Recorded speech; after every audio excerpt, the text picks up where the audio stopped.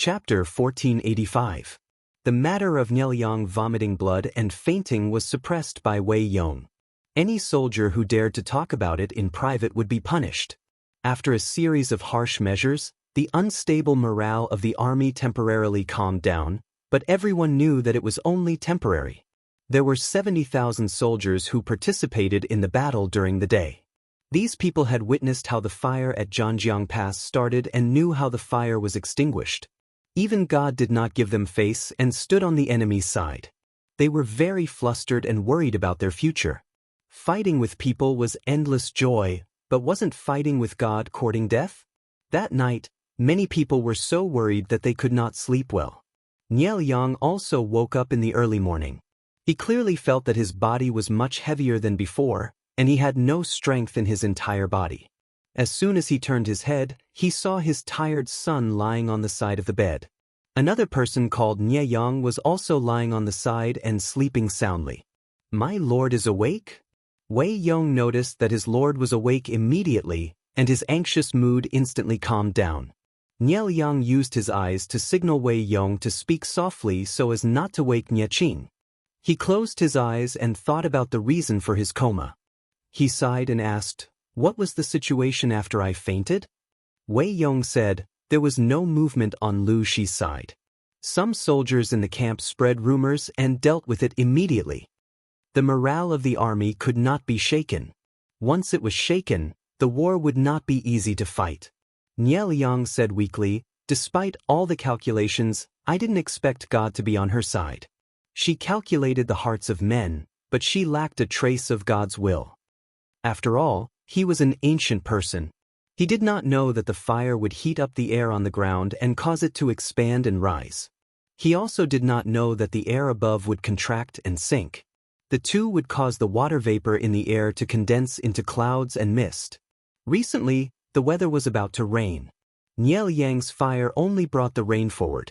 Not knowing this, Nielyang would naturally attribute this coincidental rain to God's will, like the others. Wei Yong said, "My lord, why do you say such depressing words? So what if it's God's will? Everything depends on human effort." Nielyang smiled weakly. "You're right." He had never been a person who believed in fate, but this coincidence made him crazy. "My lord, please rest for a while. I will call the doctor over now." Niang was shrouded in a layer of haze, but Jiang Pingji, who was his opponent, could not cheer up. On the contrary, she flipped over the bronze table in anger.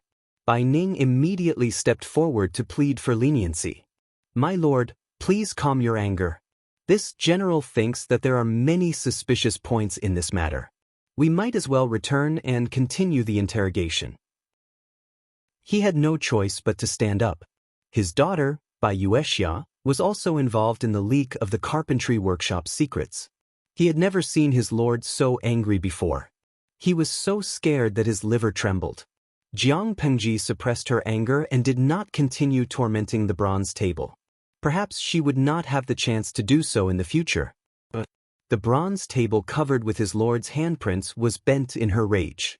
Aside from Bai Ning, there were also others who stood up to plead for Zhang Ping, Xiao Guang, and the others. Jiang Pingji's anger was too terrifying.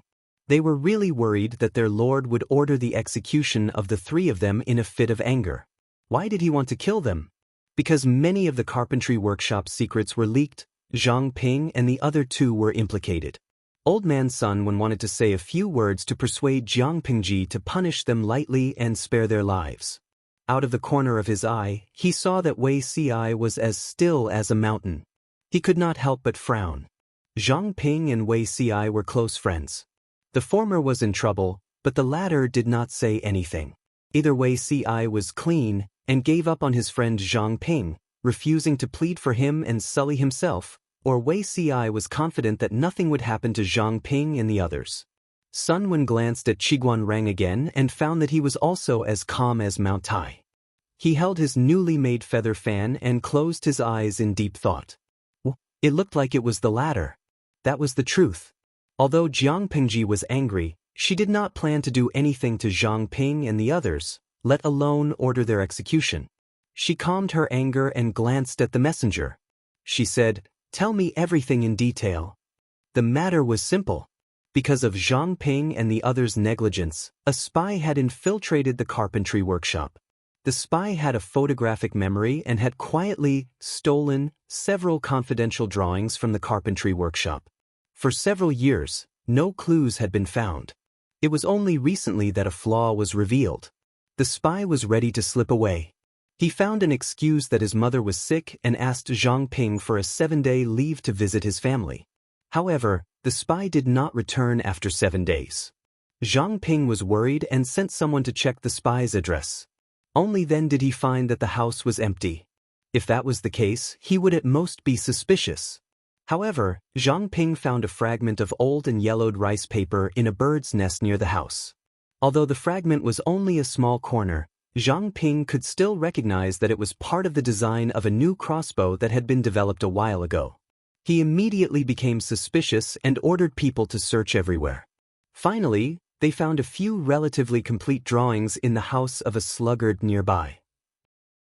The sluggard said, "When that Mr. packed his things and left, he threw a pile of paper into the charcoal basin. I secretly stole some of them and hid them in my house. There are even words on them. When my son grows up, he can learn a word or two. Sir, I'm really not a thief." Zhang Ping felt dizzy when he heard this. The carpentry workshop had strict rules. No drawings could be taken out, and the confidential contents would be backed up and hidden in a secret storeroom. The storeroom had 3 locks, and only he, Xiao Guang, and Bai Yuexia could open it with the keys. The storeroom was heavily guarded, and there hadn't been any unusual movements recently. The only explanation was that the spy had secretly recorded the drawings and made a copy when he came back. Zhang Ping realized that the situation wasn't good and immediately reported this matter to Su Ku, Feng Jin, and the others. On one hand, they sent troops to kill the spy, and on the other, they carefully investigated the truth of the matter. This spy was a member of the Mo family who had sought refuge with Zhang Ping many years ago. Because Zhang Ping disliked his ability, he had never been put in an important position. Later, the spy was transferred to Xiao Guang's side. Xiao Guang had a good temper and would occasionally give the spy some work. The real reason this spy was promoted was because of Bai Yuexia. Bai Yuexia had discovered that the spy had a photographic memory. Although this person's talent was weak and his creative ability was lacking, he was honest, loyal, and willing to endure hardships. After a few years of experience, he slowly climbed up. After accumulating enough experience, Bai Yuexia would occasionally guide him, and the spy once again entered the eyes of Zhang Ping and Xiao Guang. For the past year, the spy had participated in the remodeling design and was qualified to access the confidential drawings, so he secretly made a copy. Because Zhang Ping and the others would update the drawings at any time and make changes to the details, the spy had quite a few copies.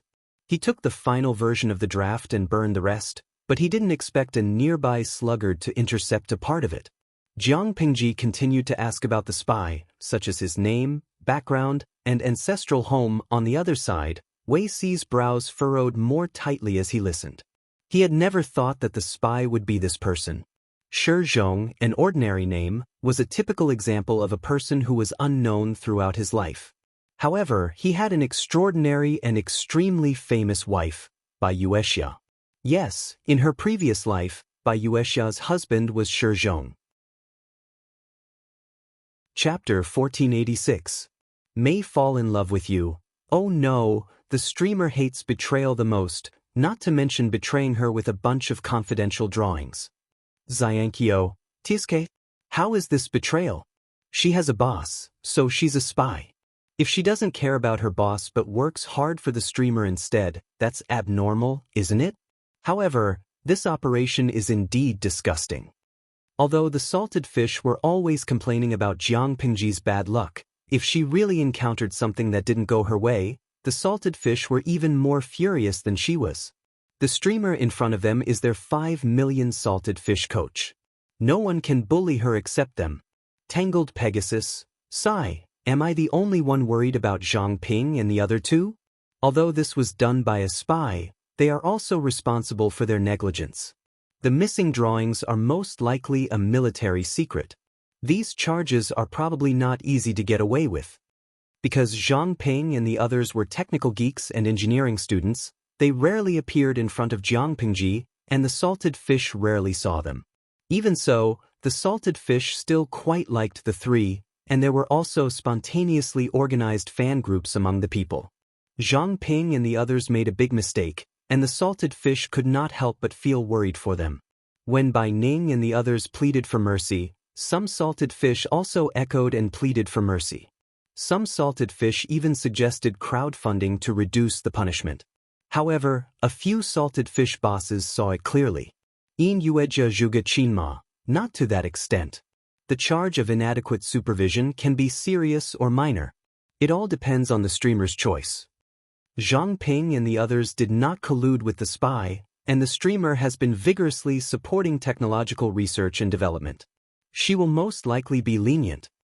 While the salted fish argued endlessly, Jiang Pingji also made a statement. She fined Zhang Ping and the others a year's salary. It was a small punishment but a big warning. At the same time, she asked the three to reflect on their actions and settle the score when they returned. For three highly paid personnel, this little punishment was really just a drizzle. Bai Ning secretly heaved a sigh of relief and stopped pleading for his daughter, lest it backfire and make the Lord hate him. He changed the topic at the right time and turned his gaze to the spy named Shi Zhong. He must catch him and punish him. Jiang Pengji said expressionlessly, "How can it be so easy to catch him and punish him? We still don't know who Shi Zhong is working for." Even though Feng Jin, Su Ku and the others had immediately sent troops to capture them, they were too late. The golden period had long passed. Because there was no progress in the pursuit, they could only quickly order the various checkpoints to pay attention to suspicious people. They would rather catch 1,000 wrongly than let one go. When Shi Zhong's news reached Jiang Pingji, there was no news of the spy anywhere. It was as if he had vanished from the face of the earth. Everyone could only speculate which faction Shi Zhong belonged to based on the clues left behind. Shi Zhong's case was very serious, but Jiang Pingji was at the front line. She had no extra energy to look for a needle in a haystack. After discussing for a while, everyone dispersed. Wei Ci took a stroll outside and returned.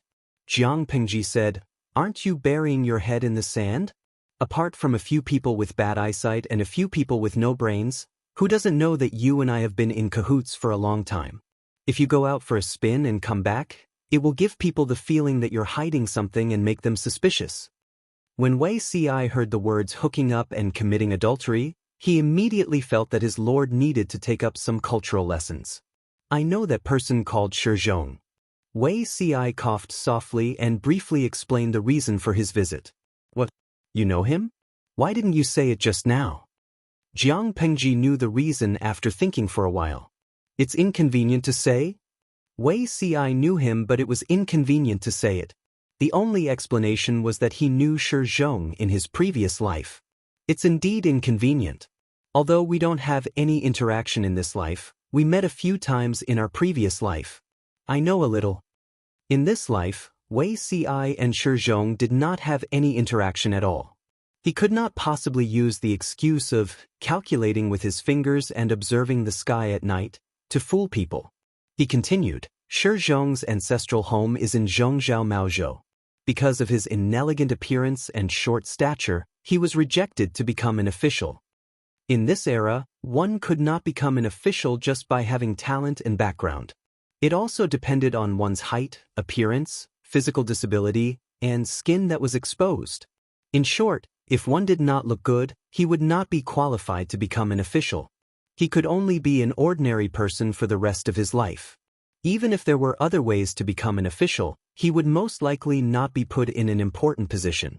He would be mediocre for the rest of his life and would not be able to stand out. Yes, the world that valued appearance was that cruel. As a member of the club that did not meet the standards for looks, Shi Zhong's experience was naturally bumpy. He first sought refuge with the local gentry family in Maozhou as a guest. Because he was ugly and had no ability, he sat on the bench for a year. They did not want to keep a freeloader, so they tactfully chased him away. Shi Zhong could only look for another family. Finally, under the recommendation of a friend, he entered the Wei family in Bianzhou and became a guest. The Wei family in Bianzhou? Isn't that the birthplace of your ancestral home? Wei Ci nodded and replied, "My ancestor was indeed a branch of the Wei family in Bianzhou and finally settled in Langjia County. However, the branch in Langjia County moved back to Bianzhou 10 years ago in order to protect the descendants of the family. This is also a way out." In her previous life, Wei Ci followed them to Zhongzhou at that time. In this life, he rejected it and stayed in Langjia County with a few servants. Jiang Pingji nodded and did not interrupt. Wei Ci continued, "The Wei family in Bianzhou have many handsome men. With Shi Zhong's looks and talents, he became a guest under the Wei family. One can imagine his situation." Jiang Pingji looked at Wei Ci's face. She deeply agreed with the phrase, "The Wei family has many handsome men." In that case, the person who sent him to be a spy is very likely to be your elder brother? Jiang Pingji remembered that the Wei family was considered a first-class gentry family in Bianzhou. A few years ago, the Wei family's status was not as high as it was now. They had no right to order the Wei family's guest to be a spy. After thinking about it, she found a possibility. Shi Zhong was sent by Wei Qiong. "My lord's guess coincides with mine," Wei Ci said. "In fact, Shi Zhong was one of my elder brother's men in my previous life." Of course, Shi Zhong did not have the opportunity to be a spy in his previous life. When their emperor attacked Zhongzhou, Nie Liang had already knelt down. His elder brother Wei Qiong had been depressed for many years and passed away before he was 50. "What abilities does Shi Zhong have?" Wei Ci smiled and said, "He doesn't have many abilities. He just has a good memory, good handwriting, and looks honest on the outside. My elder brother in my previous life took a fancy to this. That's why he let Shi Zhong stay by his side to help organize the documents. Occasionally he would write and correct some chores. Shi Zhong has never stood out in his life. His mother has a stubborn personality. She chased away a few daughters-in-law and insisted that her son marry a good one." Jiang Pingji frowned. "Who did Shi Zhong marry in the end?" Wei Ci said, "General Bai Ning's only daughter, Bai Yuexia." "How can that be? I don't have much contact with Bai Yuexia, but I know that she has a strong temperament. How could she fall for such a person?" Chapter 1487. Wei Ci also smiled bitterly. Regarding this point, he vaguely heard the reason from Her Majesty. There were no more than 3 reasons why Bai Yuexia chose Shi Zhong. First, Shi Zhong knew how to please his father-in-law and increase Bai Ning's favorability. Second, Bai Yuexia also felt that she should have a child to continue the bloodline and let her father, Bai Ning, feel more at ease in his old age. Third, Shi Zhong was a man with no ability and was easy to bully. No matter how much he roared or barked, he was still the same. When all men are men, there is only one father. What the ancients said makes some sense. In summary, Bai Yuexia was willing to end her single life only for her old father, Bai Ning. There were many men in the world who could be a husband, but there was only one father. How could the two be compared? It was not appropriate for him to say these details, so he just vaguely explained the general situation. He said, Bai Yuexia was almost 30 in her previous life, but she still refused to get married. General Bai Ning was very worried. Shi Zhong was forced by his mother, and somehow he set his eyes on her, hoping that Bai Yuexia could help him in his career. Shi Zhong was self-aware and did not take the initiative to approach the girl. Instead, he took a detour to look for General Bai Ning. After a while, he had a good impression of her. Shi Zhong pretended to be good before marriage, but after a few years of marriage, he revealed his true nature. He could not tolerate his wife being in a high position and humiliating his dignity as a husband. Jiang Pingji laughed. That's funny. On one hand, he wants his wife to help him, but on the other hand, he can't tolerate his wife being in a higher position than him. What does that mean? Does he think that if Bai Yuexia helped him and gave him a chance, he would be able to rise to the top? Doesn't he have any idea what kind of qualifications he has? Wei Ci said, there are many people in this world who are more ambitious than the sky. Maybe that's what he thinks. In the end, Bai Yuexia and Shi Zhong were married for a few years and had 2 children. Shi Zhong was still a small official who could not be put in an important position, but Bai Yuexia's career became smoother and smoother. She became the Minister of Works, one of the 6 ministries. Everyone in the imperial court knew that Bai Yuexia had a good-for-nothing husband. When his colleagues gathered together, there were always people who teased or ridiculed Shi Zhong, asking him why, as the head of the family, he couldn't control his wife. Shi Zhong had long held a grudge against Bai Yuexia for not doing her best to support him. Now, he was even more furious and jealous. He did not know when it started, but Shi Zhong started to wander around the red light district. The first time he went there, his colleague informed Bai Yuexia. Bai Yuexia waited for him to return to the mansion and interrogate him. Shi Zhong knew his colleague's secret and was ashamed and angry. He lost his composure and wanted to use domestic violence. As the daughter of a general, how could Bai Yuexia be at a disadvantage? On the contrary, it was Shi Zhong who was beaten black and blue by her, crying and wailing. After learning the whole story of her son's beating, Shi Zhong's mother secretly urged Bai Yuexia to resign from her position and stay at home to serve her husband and teach her son. Shi Zhong's mother pushed and fought, and Bai Yuexia had a miscarriage. She didn't know she was pregnant until she miscarried. Jiang Pingji said, "In this world, other than blood-related men and married men, what man can't be a husband? She can actually tolerate it?" Wei Ci said, "Of course she didn't." Coincidentally, Her Majesty was implementing the one family, two household system. She used her official position to force Shi Zhong to agree. She originally wanted to register both children into her family and then prepare for a divorce. However, Shi Zhong and his mother refused to agree, and the law did not support Bai Yuexia's taking the 2 children, so she took her eldest daughter away. This daughter is very promising, but that son was raised to be useless.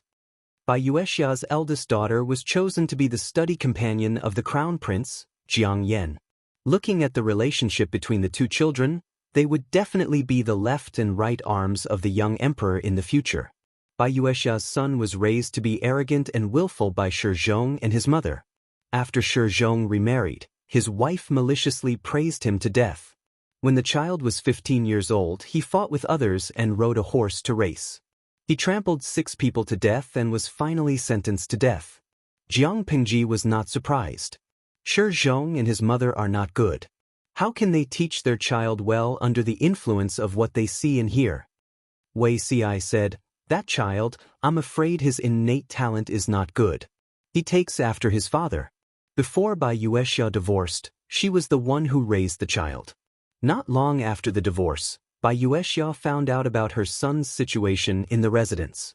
She wanted to raise him, but unexpectedly, the child pointed his finger at his biological mother and insulted her, comparing her to a prostitute. Bai Yuexia was so angry that she completely gave up on this son and refused to acknowledge him anymore. Of course, in the end she was the one who sent people to the market to collect her son's corpse. Their mother-son relationship was limited to that. Shi Zhong is really a bad person. After he separated from Bai Yuexia, he often referred to himself as the husband of the Minister of Works. Usually, he would drink with his scoundrels and gossip about Bai Yuexia's private affairs. He often visited brothels and his mother slandered and insulted him everywhere. Officials were very concerned about their reputation. No matter what happened internally, their reputation must not be tainted on the surface. If Bai Yuexia was not trusted by Her Majesty and she was usually cautious and reliable, she would probably be depressed by the imperial censor's criticism. Wei Ci said, "I thought that Bai Yuexia had long entered the Lord's tent and she would not meet Shi Zhong. I didn't expect to meet him in this way." Jiang Pingji said, "Maybe this is called fate. Even if it's fate, it's an ill-fated relationship." Wei Ci sighed. "Compared to Shi Zhong, I think Shiheng is better. It's a pity that Shiheng has worked with her for several years, but they still address each other as colleagues. There doesn't seem to be any romantic feelings between them. If the 2 of them can get married, it will be perfect." Zhang Ping was fated to have a plum wife and a crane son in his previous life. This was also his pursuit, so Wei Ci could not persuade him otherwise. In this life, he saw that Zhang Ping's obsession with being single for the rest of his life was not very deep. Perhaps there was a chance. Jiang Pingji said, "If you were an iceman, I'm afraid you would starve to death." Wei Ci asked, Why? Jiang Pingji said, matchmaking is also a skill. How can I mess around like you? Wei Si held back his laughter and said, I hope that my lord can point out the right path.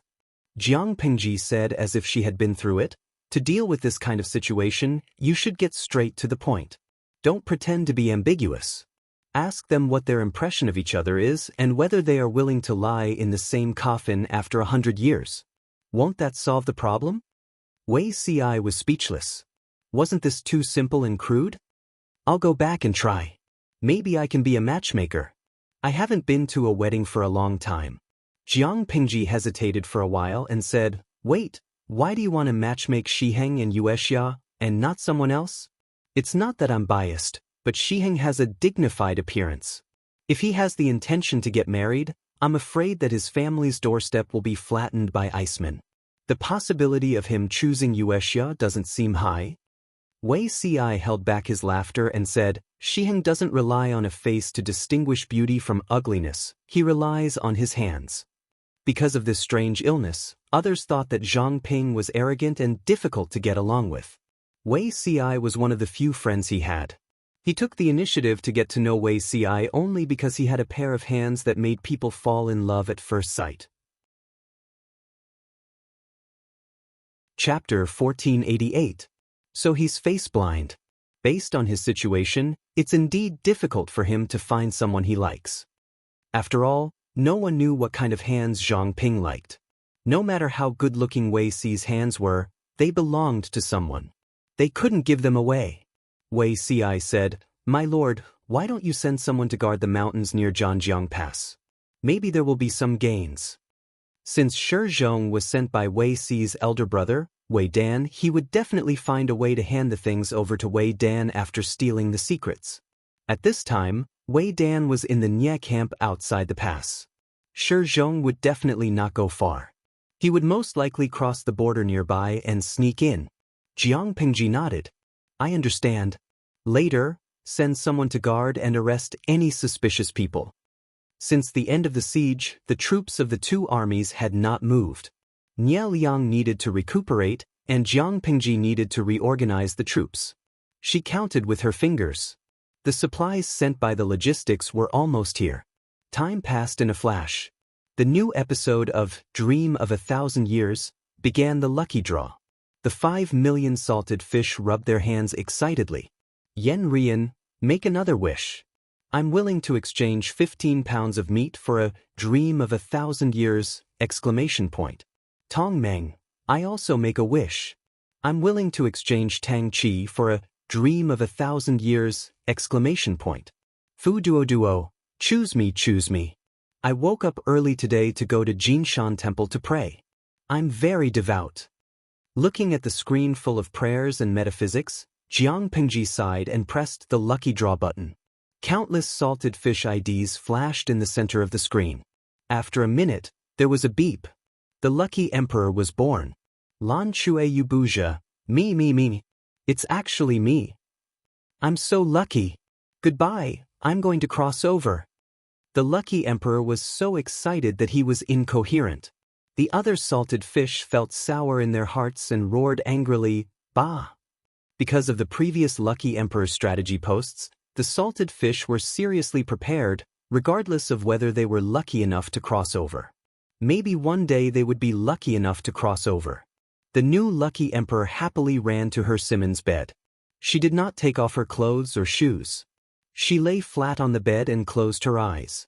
Not long after, she felt a sense of weightlessness, as if she had flown into the sky.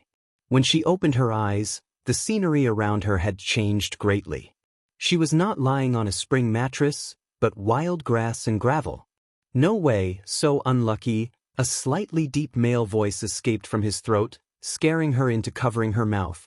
After a while, she carefully moved her other hand down to his Adam's apple, and then down to his flat chest. She continued to move down, and her face turned red as she let go of her hand. Oh my, not only did he come to the wilderness, he even turned into a man. She mumbled as she looked around and found a screen floating in the air. The screen was filled with comments from the salted fish. Since she had read the previous European Emperor's Guide, She accepted it very well and did not make a fuss about it. Hi, everyone. Baby is the new lucky king. Acting cute, #carrot. Carrot #unexpectedly, the salted fishes didn't buy it at all. They all sent vomiting emojis. Cultivation, find a puddle and look at yourself. Don't act cute if your looks aren't good enough. It hurts my eyes. Jinging, it's not too ugly, but it's below the standard of a normal person. The killing power of acting cute is comparable to Sister Feng who just debuted. The salted fishes chatted one after another. The European emperor couldn't help but raise his hand to touch his face and look for a puddle. I was scared to death. She was so scared that she half squatted and jumped to the side. This is deep in the forest. My luck is too bad. Do I have to stay here for the precious 12 hours? It had been raining heavily outside, and the man's clothes were wet. His face looked sickly, and it was obvious that he had been sick. She turned around and carried the man's luggage and bookcase on her back, so that the original owner wouldn't wake up and find his belongings gone. As a good baby who had grown up in the new era, she couldn't cause trouble for others even if she had transmigrated. I've transmigrated. I can't go back without even seeing an ancient person. That's too much. She cheered herself on. In order to reduce her fear, she forced herself to think of messy things. For example, she started to run wildly while walking. You guys don't know that before I transmigrated, I was an A cup, so I didn't know how painful it was for a girl with big boobs to run 800 meters. Later, my childhood friend told me that if a man ran naked, it would be painful. Now I've finally experienced it. The ancient people really didn't have underwear. The thing between their legs swung when they ran, and the faster they ran, the more painful it was. Tong's girl, you're indeed an old lady. I admit defeat. With the salted fishes joking around, the European emperor was not very afraid, but that was all. Not long after, Jiang Pingji sent a bullet screen. Don't go forward. Stop and step back. There are snakes in front. Oh my! The European emperor was so scared that her whole body trembled. She was most afraid of snakes. She took a closer look and saw a few snakes coiled on the tree in front of her. She stepped back carefully and was so scared that tears came out of her eyes. The system considerately gave her an electronic map.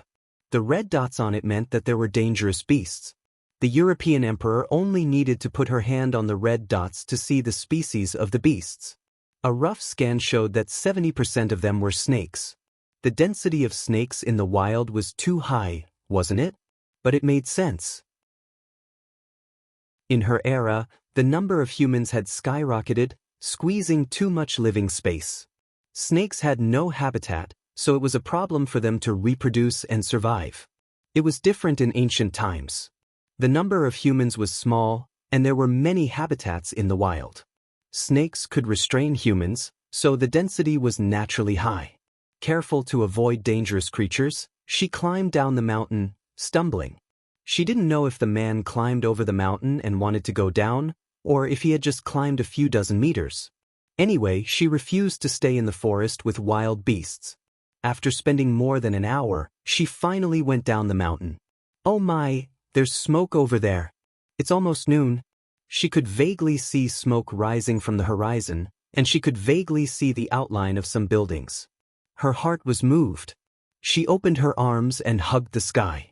She felt better than ever. Jiang Pingji was speechless. Wait a minute, the environment that this lucky emperor was in seemed a little familiar. At that moment, Jiang Pingji felt that the camp was boring. She randomly found an excuse to patrol the camp and the two of them took a walk on horseback. Of course, to ensure safety, there were hundreds of guards following behind them. While they were chatting, they paid attention to the European emperor in the streaming room, in case the child was stopped by the poisonous snakes.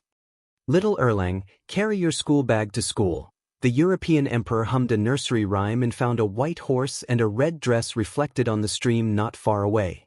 Because this body was short-sighted, she couldn't see very clearly. Who is it? Accompanied by the pleasant and somewhat familiar male voice, she heard the sound of a sharp sword being unsheathed. She panicked. In the blink of an eye, the sharp sword in Wei Si's hand was already against her neck. "Ci? Beauty Ci? Oh my," She won the lottery. Chapter 1489. Beauty Ci? Wei Ci did not know if she was referring to him, but just the word beauty was enough to make him angry. No matter how well-mannered Wei Ci was, he could not hold it in any longer. He angrily rebuked, "Lecher." "De lecher?" The salted fish Lucky King could not help but exclaim, "Even scolding people sounds so nice." Jiang Pingji knew very well that even though she said that Wei Ci's martial arts skills were at the level of a small class of square dancers, it was not a problem for him to deal with an empty-handed salted fish who was obsessed with beauty. If salted fish was allowed to do as he pleased, Wei Ci might not be able to hold back and stab someone to death. "Zixiao, what's wrong?" Jiang Pingji clamped the horse's abdomen and walked forward leisurely.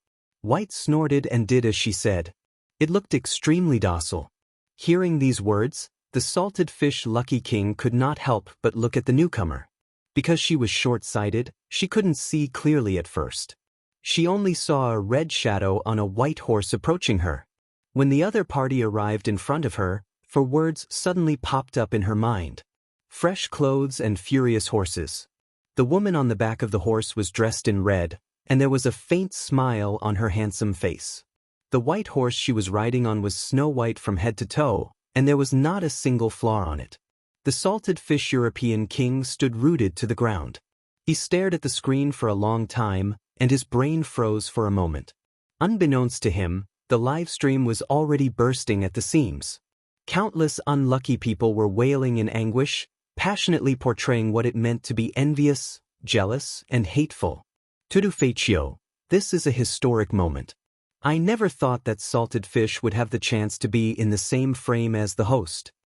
Yiwu Yanling, I'm so jealous. Why is it that when I transmigrated, I was so far away from the host, but when she transmigrated, she had the opportunity to meet the host couple? It was heartbreaking enough to see the guy who ate by rubbing his feet, but he didn't expect this guy to be the real deal. Gui Kai Guofeng Xiao. Did you guys notice that each time I transmigrated, the luckier one by one? Does this mean that the next time I transmigrate, I will have the chance to collect all the illustrated achievements, get the signatures of all the members, and walk to the peak of life with antiques in my pocket? Kojiao Chi Fan. Wash up and go to sleep. Everything is possible in daydreams. While the salted fishes were boiling with excitement, the target of their envy was facing a test of life and death. Wei Ci's hand that was holding the sword was very steady. The salted fish Lucky Queen did not dare to move, for fear that the other party's hand would slip and stab her. Big brother, let's sit down and talk. Don't play around with weapons. That's not in line with the core values of socialism. The salted fish Lucky Emperor knew his place. He knew that his address just now had offended Wei Ci, so he could only change the way he addressed Wei Ci with tears in his eyes. Wei Ci did not listen to her explanation and answered Jiang Pingji's question. My lord, this person's behavior is impetuous, his words are frivolous, and his actions are also suspicious. Why don't we bring him down for interrogation? The salted fish Lucky King could not help but shed 2 streams of tears. I've been a fan of you for so many years. As my idol, you actually treat your fans like this. Sad Kuku Jiang Pingji dismounted from the horse and resisted the urge to smile. Forget it. He looks like a hunter who lives a hard life. Put away your sword first. Look, he's so scared that he's about to cry. Wei Ci did as he was told and skillfully sheathed the snow-white sword. When the salted fish Lucky Queen saw this, she secretly swallowed a mouthful of saliva. She decided to take back her label of Wei Ci as a weakling. For you? Jiang Pingji asked with a pleasant expression. The salted fish Lucky Queen's eyes darted around. When she saw the system's notification, she secretly heaved a sigh of relief. I'm a hunter from the nearby mountains. Greetings, my lord. She stuttered as she spoke. Her posture of cupping her fists was also very awkward. Instead, she portrayed the image of a hunter who had not seen the world. Wei Ci glanced at the books and luggage that she was carrying and said indifferently, a bunch of nonsense. This person's image was quite in line with the image of a hunter, but the things that he was carrying were not what a hunter should have. The salted fish lucky queen looked at Wei Si with a wronged expression. She was answering according to the system's notification. Could it be that the system was making fun of her? Wei Si asked, "You said that you're a hunter.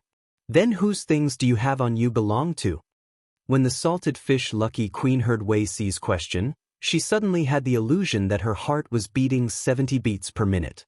If Jiang Pingji was not by her side, she really wanted to pounce on Wei Si and hug him. Even if she would be stabbed a few times by the other party, it would be worth it. Even if she died under a peony flower, she would still be a romantic ghost. I have these things. The salted fish lucky queen could not help but glance at the system's notification. After she saw it clearly, she almost cursed it out loud. At the same time, she blamed herself for being careless. Because the luggage did not belong to this body at all.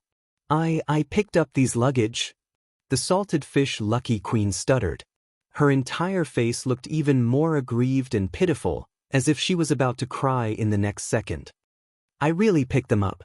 I saw that the luggage was on the ground and no one wanted it, so I took it. However, Wei Si said, "Picked up?"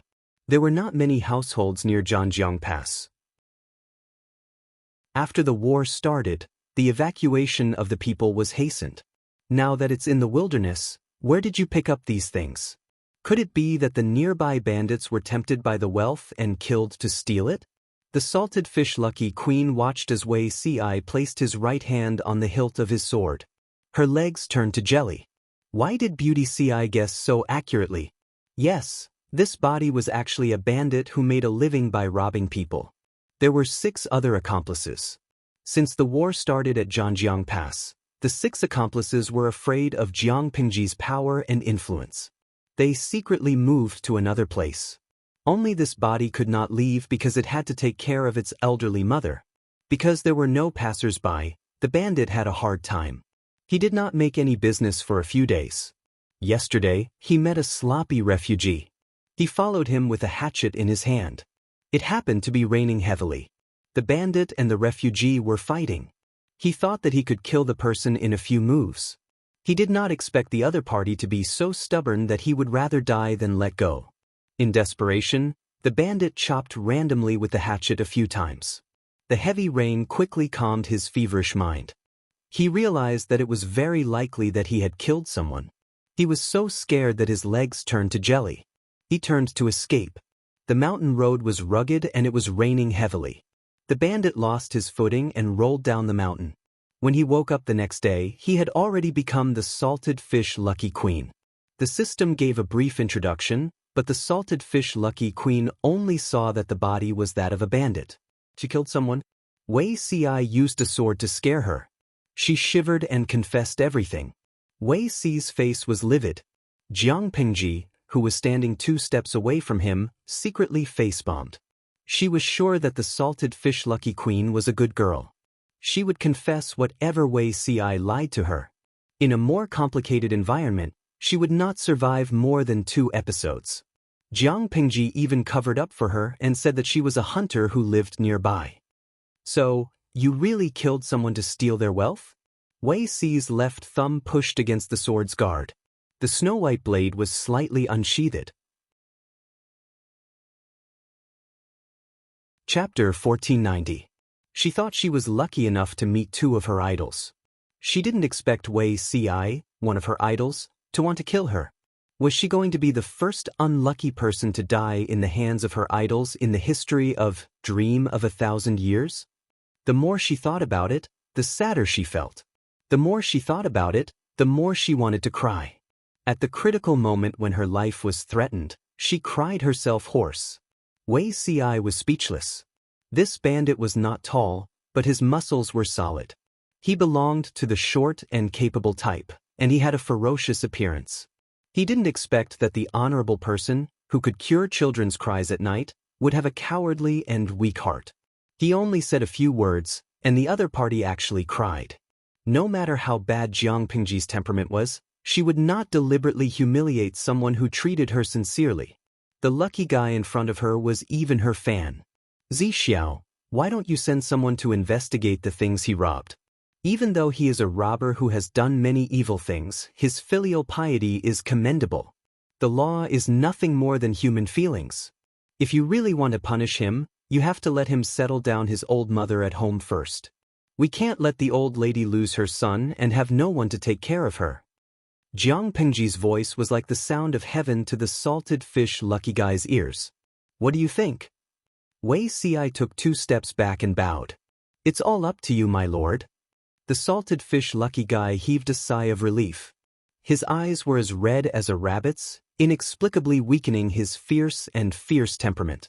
Jiang Pengji said, I'll keep an eye on him. Zixiao, go and investigate. Let me know the results. Wei Ci disagreed. This person is a robber after all. What he does is murder and robbery. How can my lord be with him? Jiang Pengji smiled. If he had the ability to hurt me, he wouldn't just be a robber. After Wei Ci walked a few steps away, the salted fish lucky guy's expression instantly brightened. He lowered his voice and said, Streamer, you're amazing. She thought Wei Ci was a soft and cute scholar. She didn't expect to meet him face to face, only to find out that she was intimidated by Wei Ci's aura. Jiang Pengji said, You don't have to worry about your safety in the few hours you stay here. It was fine in the past. After all, the salted fish were far away from her. But now she was right under her nose, and they were near the battlefield of the 2 armies. If he left her to wander outside alone, who knew if she could survive for more than 12 hours? He should at least take care of her a little. It was just a short sentence, but the salted fish European king felt extremely comfortable and safe. Streamer, you're so nice. You're a good person. Her eyes were red as she said, If it weren't for Beauty Ci, I would really want to hug you. Jiang Pengji said coldly, You can't hug me when he's not here. But ugly reject. Salted fish lucky king, Ing. While they were talking, Wei Ci walked over in a hurry, seeming to have lost his composure. In his hands were a few pieces of fine silk cloth. Master? Look, Wei Ci handed the cloth to Jiang Pengji. She took it and unfolded it. She frowned slightly. On it was a drawing of the woodworking workshop's top secret. She gestured at salted fish with her peripheral vision and asked Wei Ci, Shizhong? Wei Ci shook his head. This person is definitely not Shizhong. He didn't have much interaction with Shizhong in his previous life, but he had met him twice in a hurry. If salted fish European king's body was really Shizhong's, there was no reason that Wei Ci couldn't recognize him the first time they met. In that case, the refugee he robbed last night was Shizhong? Jiang Pengji suddenly didn't know whether to laugh or cry. The possibility of this guess is very high, Wei Ci said calmly. Shizhong didn't have such experience in the past. Zhanjiang Pass is located at the border between the 2 countries. The atmosphere is chaotic and bandits are everywhere. He avoided detection and tried to cross the mountain.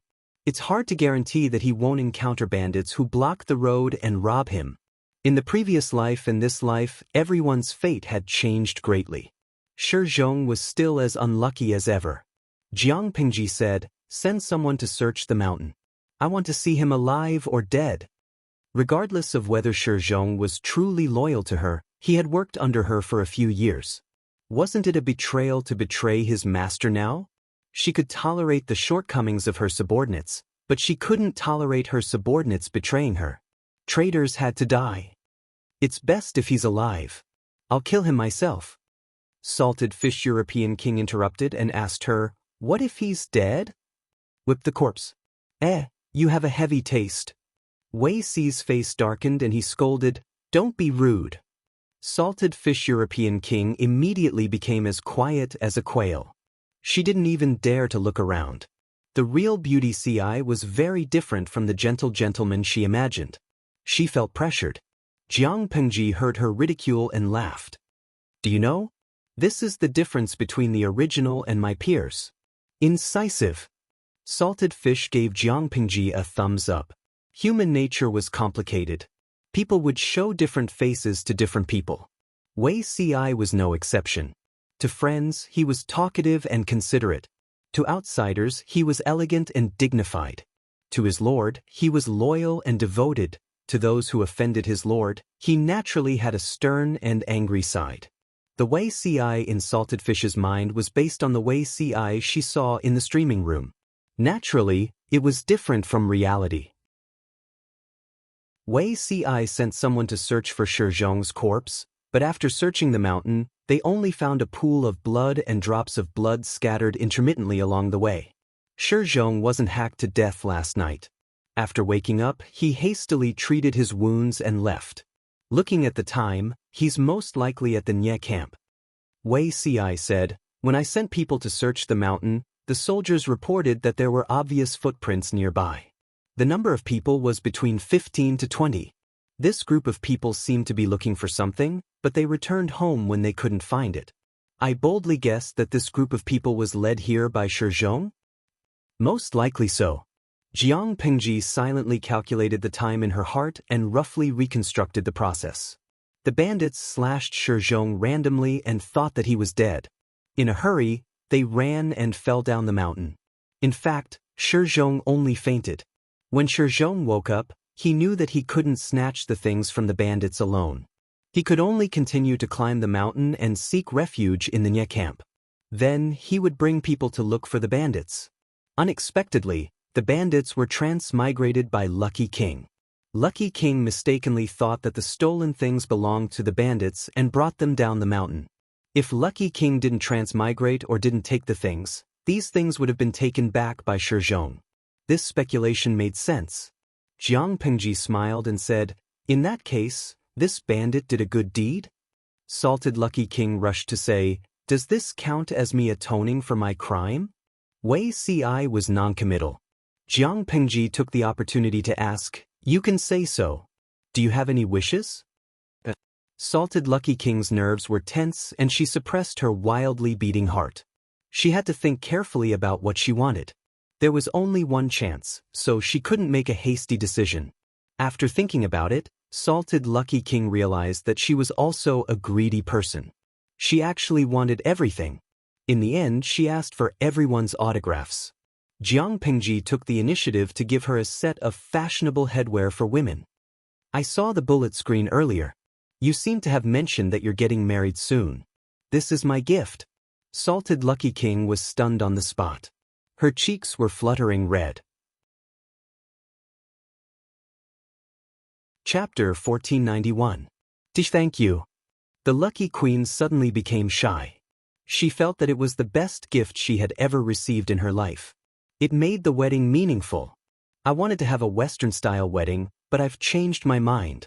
How am I supposed to send you the wedding photos?" "I don't think so," Jiang Pingji said frankly. "However, even if there are no wedding photos, I think you're definitely a very beautiful girl. You'll be the most beautiful bride on your wedding day. Also, I have to apologize to you for what happened to Zixiao. His behavior just now was due to his cautiousness and his protection of me. If he offended you, please don't take it to heart and forgive him." The Salted Lucky Queen blushed. She covered her face with her hands and said shyly, "Actually, it was my fault. I should be the one apologizing to Wei ci. After all, that title was offensive to him. Nothing has happened yet, and I'm not hurt. Streamer, I realize that you're better than I thought. If not for the fact that you're a girl, I really want to replace the groom." The last sentence was what she wanted to say. The streamer was warm, flirtatious, handsome, beautiful, and responsible. Fortunately, she was a girl. If she was a guy, she would really want to kick her fiancé. I've heard similar words many times before. Jiang Pingji laughed involuntarily. Fortunately, I can fight. Otherwise, I would have been beaten to death by the group. You don't have enough charm, but you still beat your rival in love. Isn't this indirectly admitting that you're inferior to your rival in love? The Salted Lucky Queen shook her head. After a while, she changed the topic. I suddenly thought of something. Others will be jealous of you for giving me such a precious gift. Jiang Pingji glanced at the bullet screen in the streaming room and told the salted fish with a heavy expression. They're making a scene. All of them are envious, jealous, and hateful. Some even plan to send you a knife. The Salted Lucky Queen was very optimistic. This is great. I can open a knife shop without having to purchase goods. Jiang Pingji had a very good impression of the optimistic salted fish. However, because of her identity, she could not pay too much attention to him. Jiang Pingji ordered someone to prepare a delicious meal for the salted fish. She calculated the time and it was time to go back after she finished eating. The food in the army was not very good, but the salted fish European king still finished his meal. He returned to his own world with a set of accessories and gifts from his idols. Jiang Pingji didn't have the energy to care about how salted fish was doing at the moment. How is Shi Zhong's memory?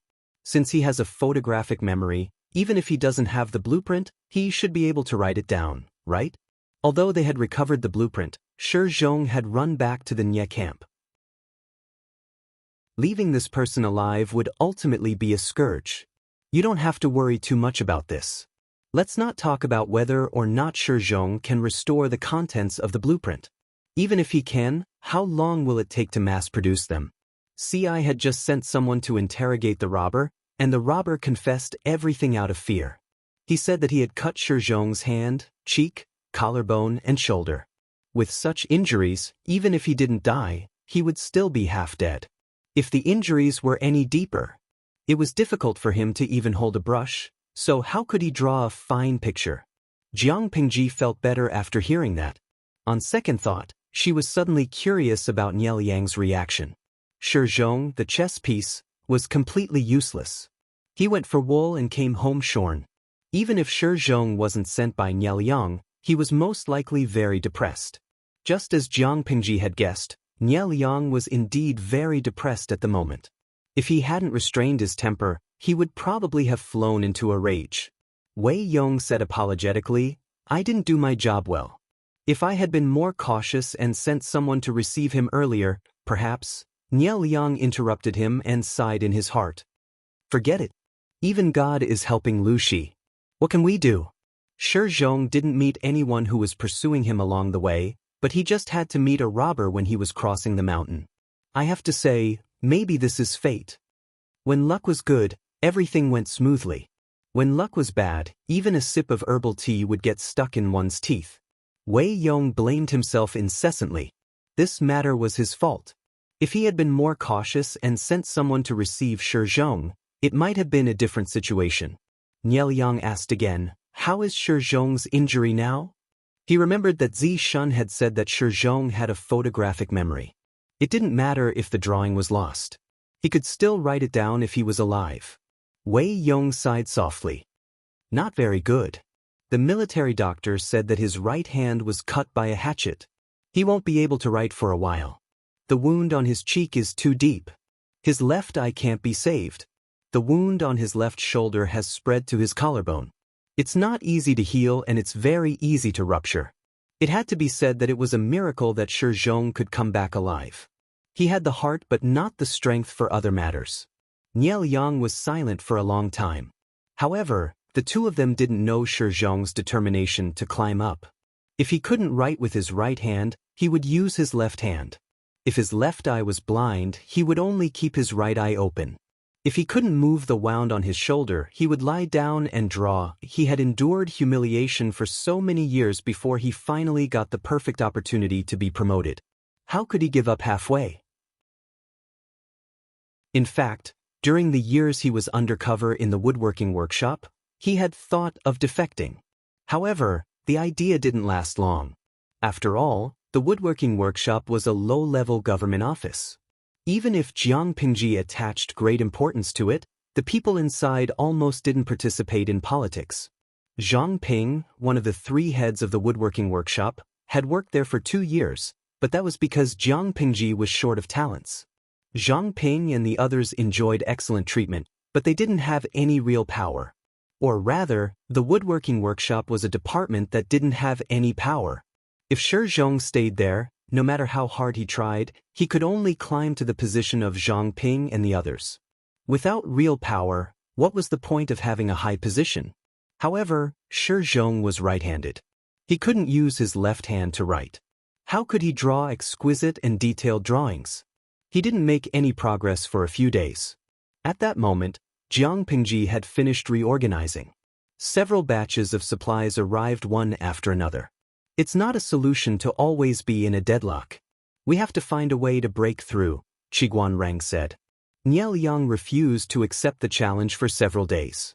This is the 4th time he has put up a no challenge sign.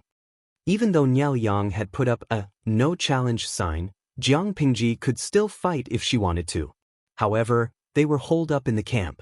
There were more than 200,000 troops in the camp. Jiang Pingji still had to defend Zhanjiang Pass.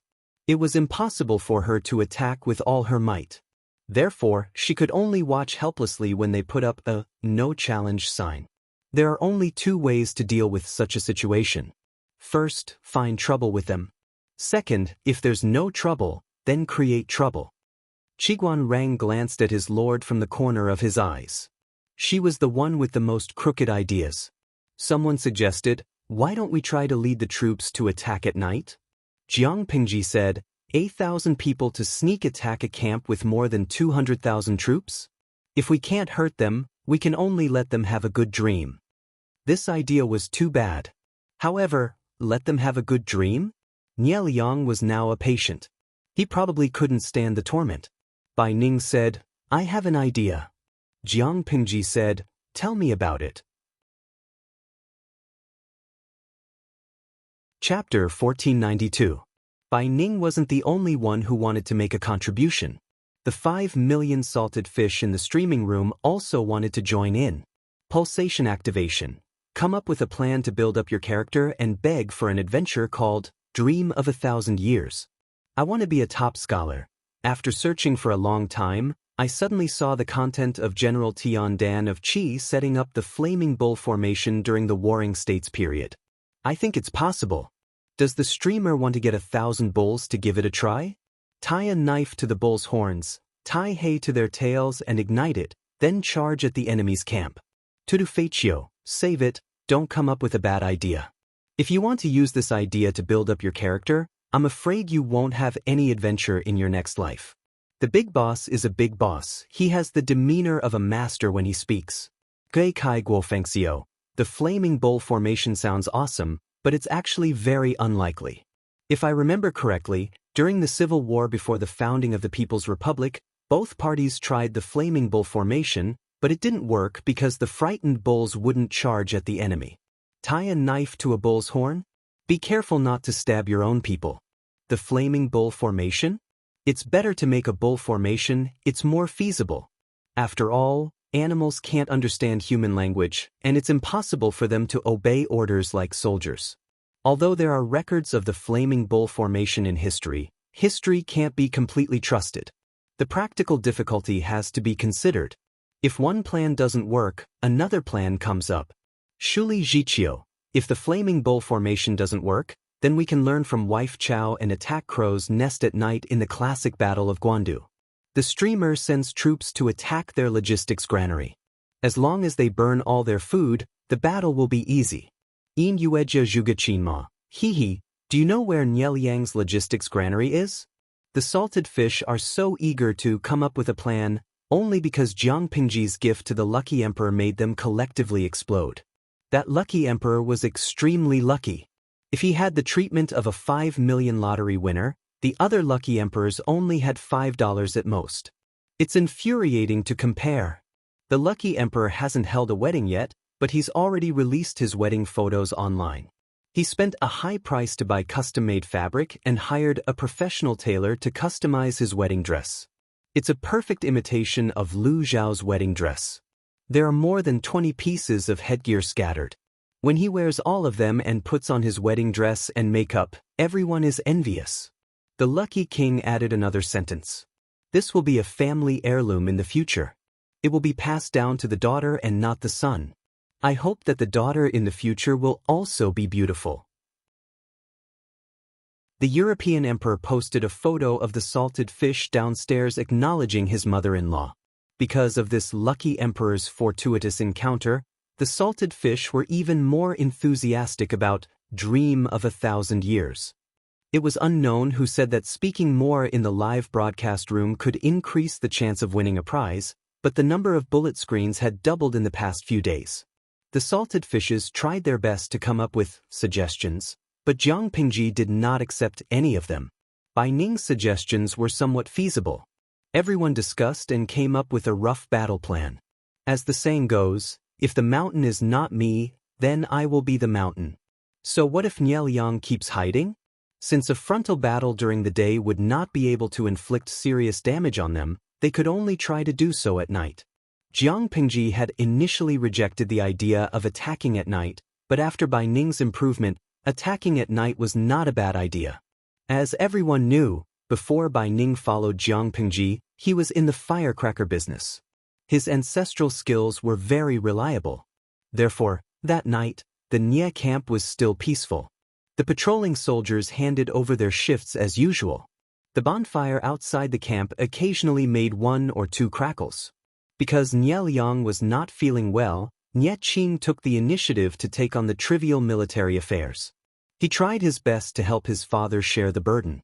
Occasionally he would ask his father-in-law, Wei Dan, for help when there was something he did not understand. With Wei Dan's careful guidance, Nye Qing was a smart person who could understand with a little guidance. He quickly got the hang of it. He was busy, but Nye Yang was still idle. I really don't know what you're afraid of. Do you really not trust me? Nye Qing knew the reason why Nye Yang was unwilling to get involved in military affairs. It was because Nye Yang was the legitimate grandson of the 3rd branch. Nye Liang, who was in power in the Nye family, was the eldest legitimate son of the 5th branch. Nye Yang was worried that if he got involved in too much military power, he would arouse Nye Liang's suspicion and dislike. After all, the internal conflicts in the Nye family were quite deep. Old Master Nye refused to admit his old age. Everyone felt that they were qualified to be in charge of the Nye family, so they disliked each other. Thinking of this, Nye Qing could not help but chuckle. Although he and Nye Yang were cousins, their relationship was better than that of real brothers.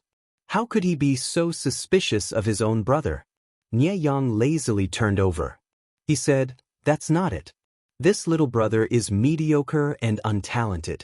It's better not to cause trouble for elder brother." Nye Qing moved the lamp closer and struggled to read through the scrolls with slightly sore eyes. When he finished processing a batch, he saw Nye Yang finish 2 plates of pastries from the corner of his eye. He shook his head helplessly. "Don't eat too much at night. It's easy to get indigestion and nausea. How old are you? You don't even notice this." Nye Qing was about to nag again. Nye Yang's heart thumped. He mentally prepared himself to be chanted. Nye Qing was good, but he was too involved. This made him feel uncomfortable. As they spoke, a burst of hurried footsteps came from outside the tent. Reporting, Nye Qing said, "What is it?" The messenger said, "Enemy figures have been discovered in the southeast barracks." In an instant, the words, "night attack," appeared in Nye Qing and Nye Qing's minds. "Send orders everywhere to guard against the enemy." Nye Qing asked again, "How many enemies are there?" Of course, the messenger did not know. However, he was sure that the enemy was not large. There were no more than 1,000 of them. A night attack of 1,000 was not enough for the Nye camp, which had more than 200,000 soldiers. What can 1,000 men do? Not to mention that they were discovered by our army. Rather than saying it was a night attack, it's more like seeking death. Nye Yang pretended to analyze in surprise. He then guessed, "Elder brother, maybe the enemy has other troops. Are they trying to create a diversion?" Even though he hated the system to the core, he had to admit that having such a thing was equivalent to having a clairvoyant and clairvoyant. According to the feedback from the system, the enemy had 3,000 men. They were split into 3 groups of 1,000 men each. The troop that the messenger reported might have been a fog bomb to attract their attention. The enemy still had a backup plan. Nye Qing said solemnly, "This matter needs to be reported immediately. We cannot delay it." He had just stepped out of the tent when he noticed a fire burning in a certain direction. The enemy had attacked? Before he could finish thinking, there was a series of firecrackers exploding in another direction.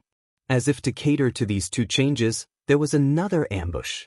The enemy shot hundreds of fire arrows into the Nye camp. When Wei Yong heard the news, he was so angry he almost cursed. "What are the night patrols doing? How is it that the enemy is less than 50 zhang away from the camp without being discovered? The range of arrows was limited. Even the longer-range crossbows had to be close enough to shoot the fire arrows into the camp. Wei Yong wanted to vomit blood, but he did not discover them at such a close distance. The soldiers guarding the perimeter of the camp also felt wronged. Chapter 1493. Although it was called a night attack, it was actually a harassment from time to time. They would make a big fuss about an imminent attack, and when the enemy sent reinforcements, the soldiers would slip away quietly. What was this like? It was like a long foreplay was done, and there was a feeling, but it ended up withering. They did not just harass once, but 5 or 6 times in one night. It was not until the sky was faintly gray that the enemy returned home. That night, almost no one in the Nye camp could sleep well. It was not because of the large number of enemies, but because the enemy was too elusive. Every time they appeared, there would be no warning, and the moment they appeared, they would launch a wave of rockets. However, the people of the Nye camp did not dare to let down their guard. Who knew if this teasing would be real next time? The next day, the sky was bright, and rumors were flying among the soldiers. You slept like a log last night, and you don't know what happened. Lu Shi's army suddenly appeared out of thin air, and when we caught up, they disappeared again. Not long after, they appeared in another place. Could it be that these people are celestial soldiers and generals? That's strange. When the soldiers ate, they gathered together and whispered, not daring to speak loudly. The Nye camp was strict in managing the army, and any speech that shook the morale of the soldiers was not allowed. Once caught, the lightest punishment would be a lesson, and the heaviest punishment would be military law to warn others. No one disliked their long lives, and under normal circumstances, they did not dare to talk about it everywhere. However, what happened yesterday was too strange. While the soldiers were anxious, they urgently needed a sense of security from their comrades, so there were soldiers whispering about it everywhere. Maybe they really are celestial soldiers and generals. I just heard someone say that they saw them flying down from the sky with their own eyes. No, they clearly came out from the ground. I heard that Lu Shi's men are all ghost soldiers. Rumors always became more and more exaggerated as they spread. With each additional person, the rumor would become less true. At first, people were still talking about the strange appearance of the enemy last night, but as the rumors spread, it became that the enemy flew down from the sky, drilled out from the ground, and the enemy who attacked at night were all ghost soldiers. What was even more amazing was that there were actually a few people who swore that they saw it with their own eyes. Not only did some people see it with their own eyes, but some people also found supporting evidence. If Lu Shi wasn't the King Yanluo of Hell, why would she be so bloodthirsty? I heard that every time she returned from a great victory, she would have thousands of human ears strung around her waist and human heads on her horse's back. Every day, she drinks human blood and eats human flesh. Wherever she goes, she kills. Isn't she a living Hades? No, no, no, it's not King Yanluo. It's most likely a general in the sky. Say, the last time the Lord went to burn Zhanjiang Pass, the fire was clearly so big that it couldn't be put out, but the heavens actually rained. It's most likely a general who went to look for the Dragon King. That's why it rained. Some said that Jiang Pingji was a general with a powerful background in the heavenly palace, while others said that she was a Rakshasa demon from hell. Otherwise, why would the enemy appear without a sound last night and leave without a trace? Who in this world could do this? It was either a god or a ghost. At noon, these messy rumors reached Niel Yang's ears, and Wei Yong and the others all apologized. They also dealt with the few who spread the worst rumors and managed to suppress the signs, but it was better to disperse them than to stop them. The more they suppressed them, the more anxious the soldiers became. Niel Yang could see it clearly.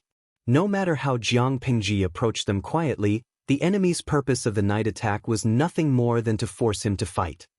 Send someone to pay attention. She will come again tonight. Tell the soldiers not to be careless. The enemy was obviously harassing them and would not give up until they achieved their goal. Wei Yong and the others agreed, but they were a little worried. No matter how the low-level soldiers spread rumors, it indirectly proved one thing. The enemy was indeed elusive. If they did not think of a way to expose the enemy's tricks, the rumors would only become more and more intense, which was extremely disadvantageous to them. It turned out that the celestial soldiers and ghost generals were all fake. The real reason for their elusive appearance was disguise. During the sneak attack last night, there was only a small crescent moon in the sky, and it was even covered by dark clouds. The soldiers wore an ancient version of a ghillie suit for camouflage. Their exposed skin was smeared with charcoal, and they basically blended in with the night. Because of insufficient nutrition, the ancient soldiers had an extremely high rate of night blindness. Even if they did not have night blindness, they more or less had other problems.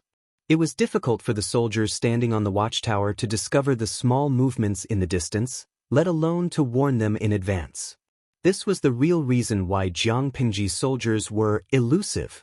In the middle of the night, Jiang Pingji sent people to sneak attack again. This time, the number of troops was greater than the previous night. She was eager to let the entire enemy camp know. There was a hot-tempered general in Nianyang's tent, and he directly asked for the order to send troops. When he went out and chased for a mile, there was not even a shadow of the enemy. At that moment, there was the sound of firecrackers exploding in another place. The loud noise could be heard from afar. Jiang Pingji squatted in the distance and watched the movement. She asked Bai Ning, "General Bai's ancestors ran a firecracker business?" Bai Ning did not feel ashamed. "It's an old skill passed down from my ancestors. Unfortunately, in troubled times, the people can't even feed themselves.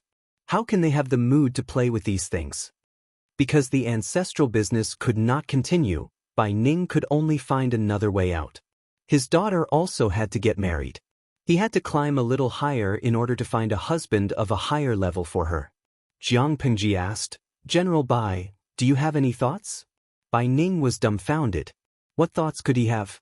Could it be that the Lord was asking about his employment intentions after retirement? "After the troubled times end, I can't carry a sword anymore. Maybe I'll pick up my old profession." Jiang Pingji smiled and said, "I'm not asking about that. I'm asking, General Bai, you have this skill. Why didn't you think of continuing to study it?" Bai Ning was puzzled. What's the use of studying firecrackers? The people can't afford them. Jiang Pingji was helpless. She guided him and said, "Can a piece of firecracker blow up a clay pot?" Bai Ning nodded affirmatively. "Yes." She asked again, "If 100 pieces of firecrackers are gathered together, won't it be more powerful? Maybe it can even blow up the city gate." Bai Ning was speechless. This was something that would make people happy during the new year. Did his lord only think about killing people and fighting wars? Let's set off firecrackers. That's possible. But the battlefield is chaotic. The enemy's rockets ignite the firecrackers first. Won't they blow up our own people? If 100 pieces of firecrackers were gathered together, the volume would be huge. The target would be too obvious. The feasibility was very low. Jiang Pingji smiled and said, "Then let's change our thinking. If after studying it, the power of a piece of firecracker can match up to 100 pieces, what do you think?" Bai Ning was silent for a while. He felt that his lord was indulging in fantasy. How could the power of a piece of firecracker be compared to 100 pieces? Was it possible to compress hundreds of parts of sulfur, saltpeter, and charcoal into one? More than 200 years ago, firecrackers only burned bamboo. Later, people discovered the magical effects of sulfur, saltpeter, and charcoal. They simply filled these things in a bamboo tube according to a certain proportion and burned them. They were also called firecrackers. Bai Ning's ancestral skill, to put it bluntly, was a proportional formula. If firecrackers were made according to this formula, the explosion would be loud and the production process would be less prone to accidents. My lord's idea is interesting. Chapter 1494. Jiang Pingji could also see that Bai Ning did not take this matter to heart at all. However, this reaction was normal. After all, in Bai Ning's mind, firecrackers were toys that children played with during the new year. If such a toy could really play a role on the battlefield, It would be as ridiculous as someone telling Jiang Pingji that a child's toy gun could destroy a planet with one shot.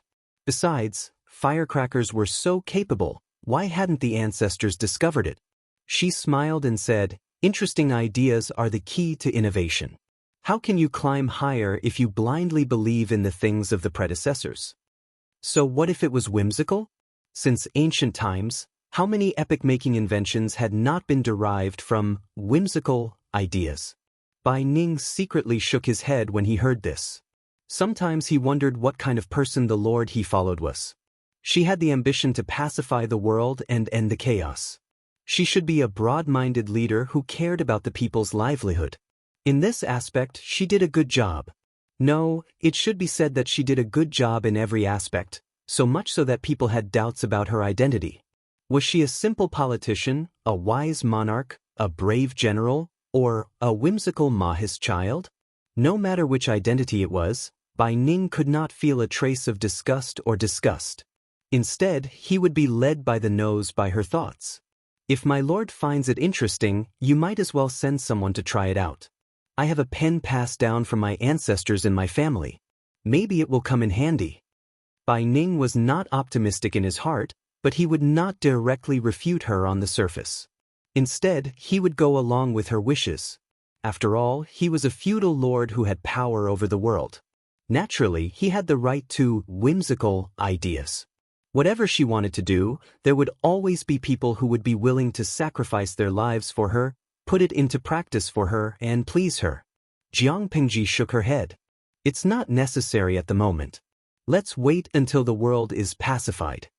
Even the most primitive explosives were subversive to the changes in the form of war in this era. Jiang Pingji did not want to create another Shi Zhong, who stole secrets. This kind of weapon should be used only when she had the ability to protect it to prevent it from falling into the hands of other forces. Bai Ning nodded and said no more. Jiang Pingji said, "Maybe I should talk to Wuxia about this. She will most likely be very interested." Bai Ning laughed. That's true. Wuxia's favorite thing to do is to make the impossible possible. She's too competitive. As a father, how could Bai Ning not know that his daughter, Bai Wuxia, had suffered discrimination and verbal abuse because of the birthmark on her face?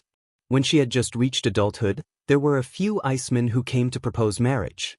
However, the ones who proposed were all local hooligans and scoundrels. One of them was even an old widower who was over 70 years old. Although he was old, his heart was not old. Bai Ning was furious, and Bai Wuxia was so angry that she chased Icemen out. Some Icemen ran away with their tails between their legs, and some Icemen had a hot and sharp temper. They directly said that Bai Wuxia was ugly, and marrying a rascal with such a condition would be too much. After this village, even if she wanted to marry in the future, she wouldn't be able to get married in this lifetime. Father, if my future husband isn't a hero that I like, I'd rather comb my hair and be a widow for the rest of my life than marry. His daughter had such a fiery temper. As a father, what else could Bai Ning do other than protect her? Jiang Pingji smiled and said, "If one day I can conquer the world and establish a country, Wuxia's achievements will definitely be above yours." Bai Ning was elated when he heard that. What did this mean? It meant that the Lord didn't mind Bai Wuxia's crime of not guarding well at all. Not only did she not intend to punish her, but she also wanted to put her in an important position.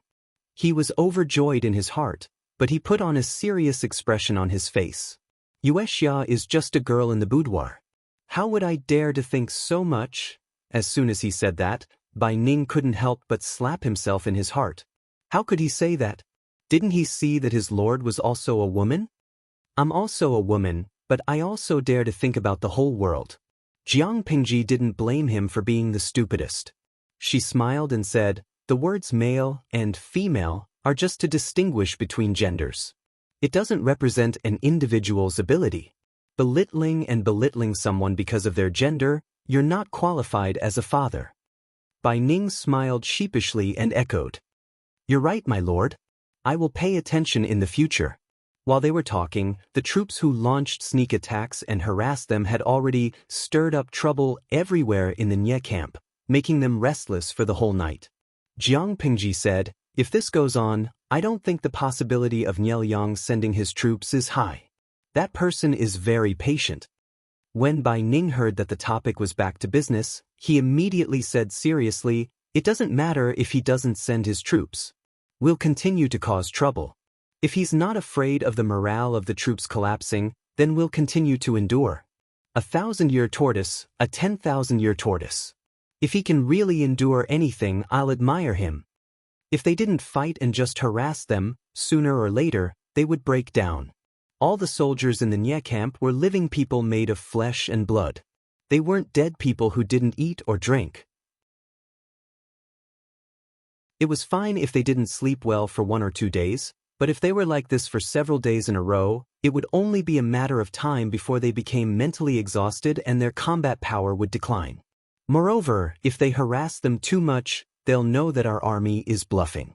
They'll inevitably let down their guard. Bai Ning had a good grasp of this. Although he didn't have much experience in leading troops, when he was in his hometown in Nanxing, he was still the head of the local militia. He relied on various tactics to protect the land from foreign enemies. No matter how cautious Nielyang is and how patient he is, the soldiers under him are just fools. Nielyang could maintain a high level of vigilance from beginning to end, but the soldiers under him couldn't. There were too many stories about the wolf coming. When the wolf really came, people would not believe it anymore. Bai Ning didn't know the story of the wolf is coming, but he knew how to wear down the enemy's vigilance bit by bit.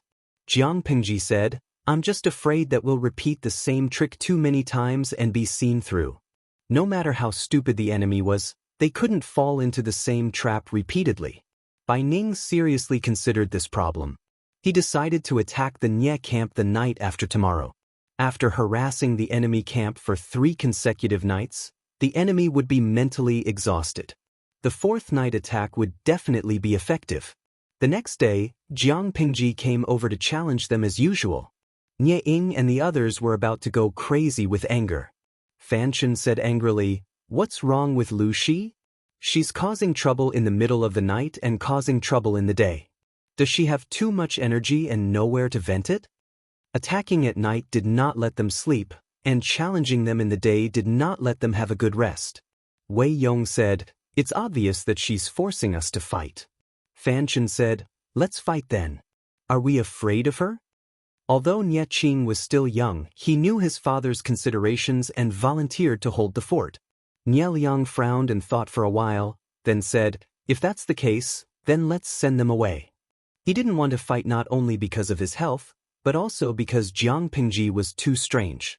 The consecutive coincidences had shaken the morale of the army. Before finding the perfect opportunity, Nielyang didn't want to take the risk and let Jiang Pingji take advantage of him.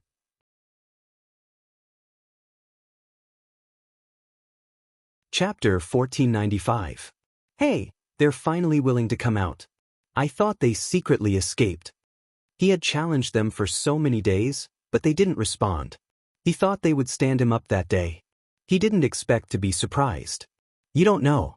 A tortoise's head has been in its shell for a long time. Doesn't it need to come out to look for food? The soldiers around him roared with laughter. Their mocking malice was written all over their faces. The general's voice wasn't soft, but the 2 armies were separated by a long distance. They could only vaguely hear a little movement. Even if they didn't hear it clearly, they knew it wouldn't be pleasant just by looking at how the enemy was laughing. Jiang Pingji yawned while riding on the horse.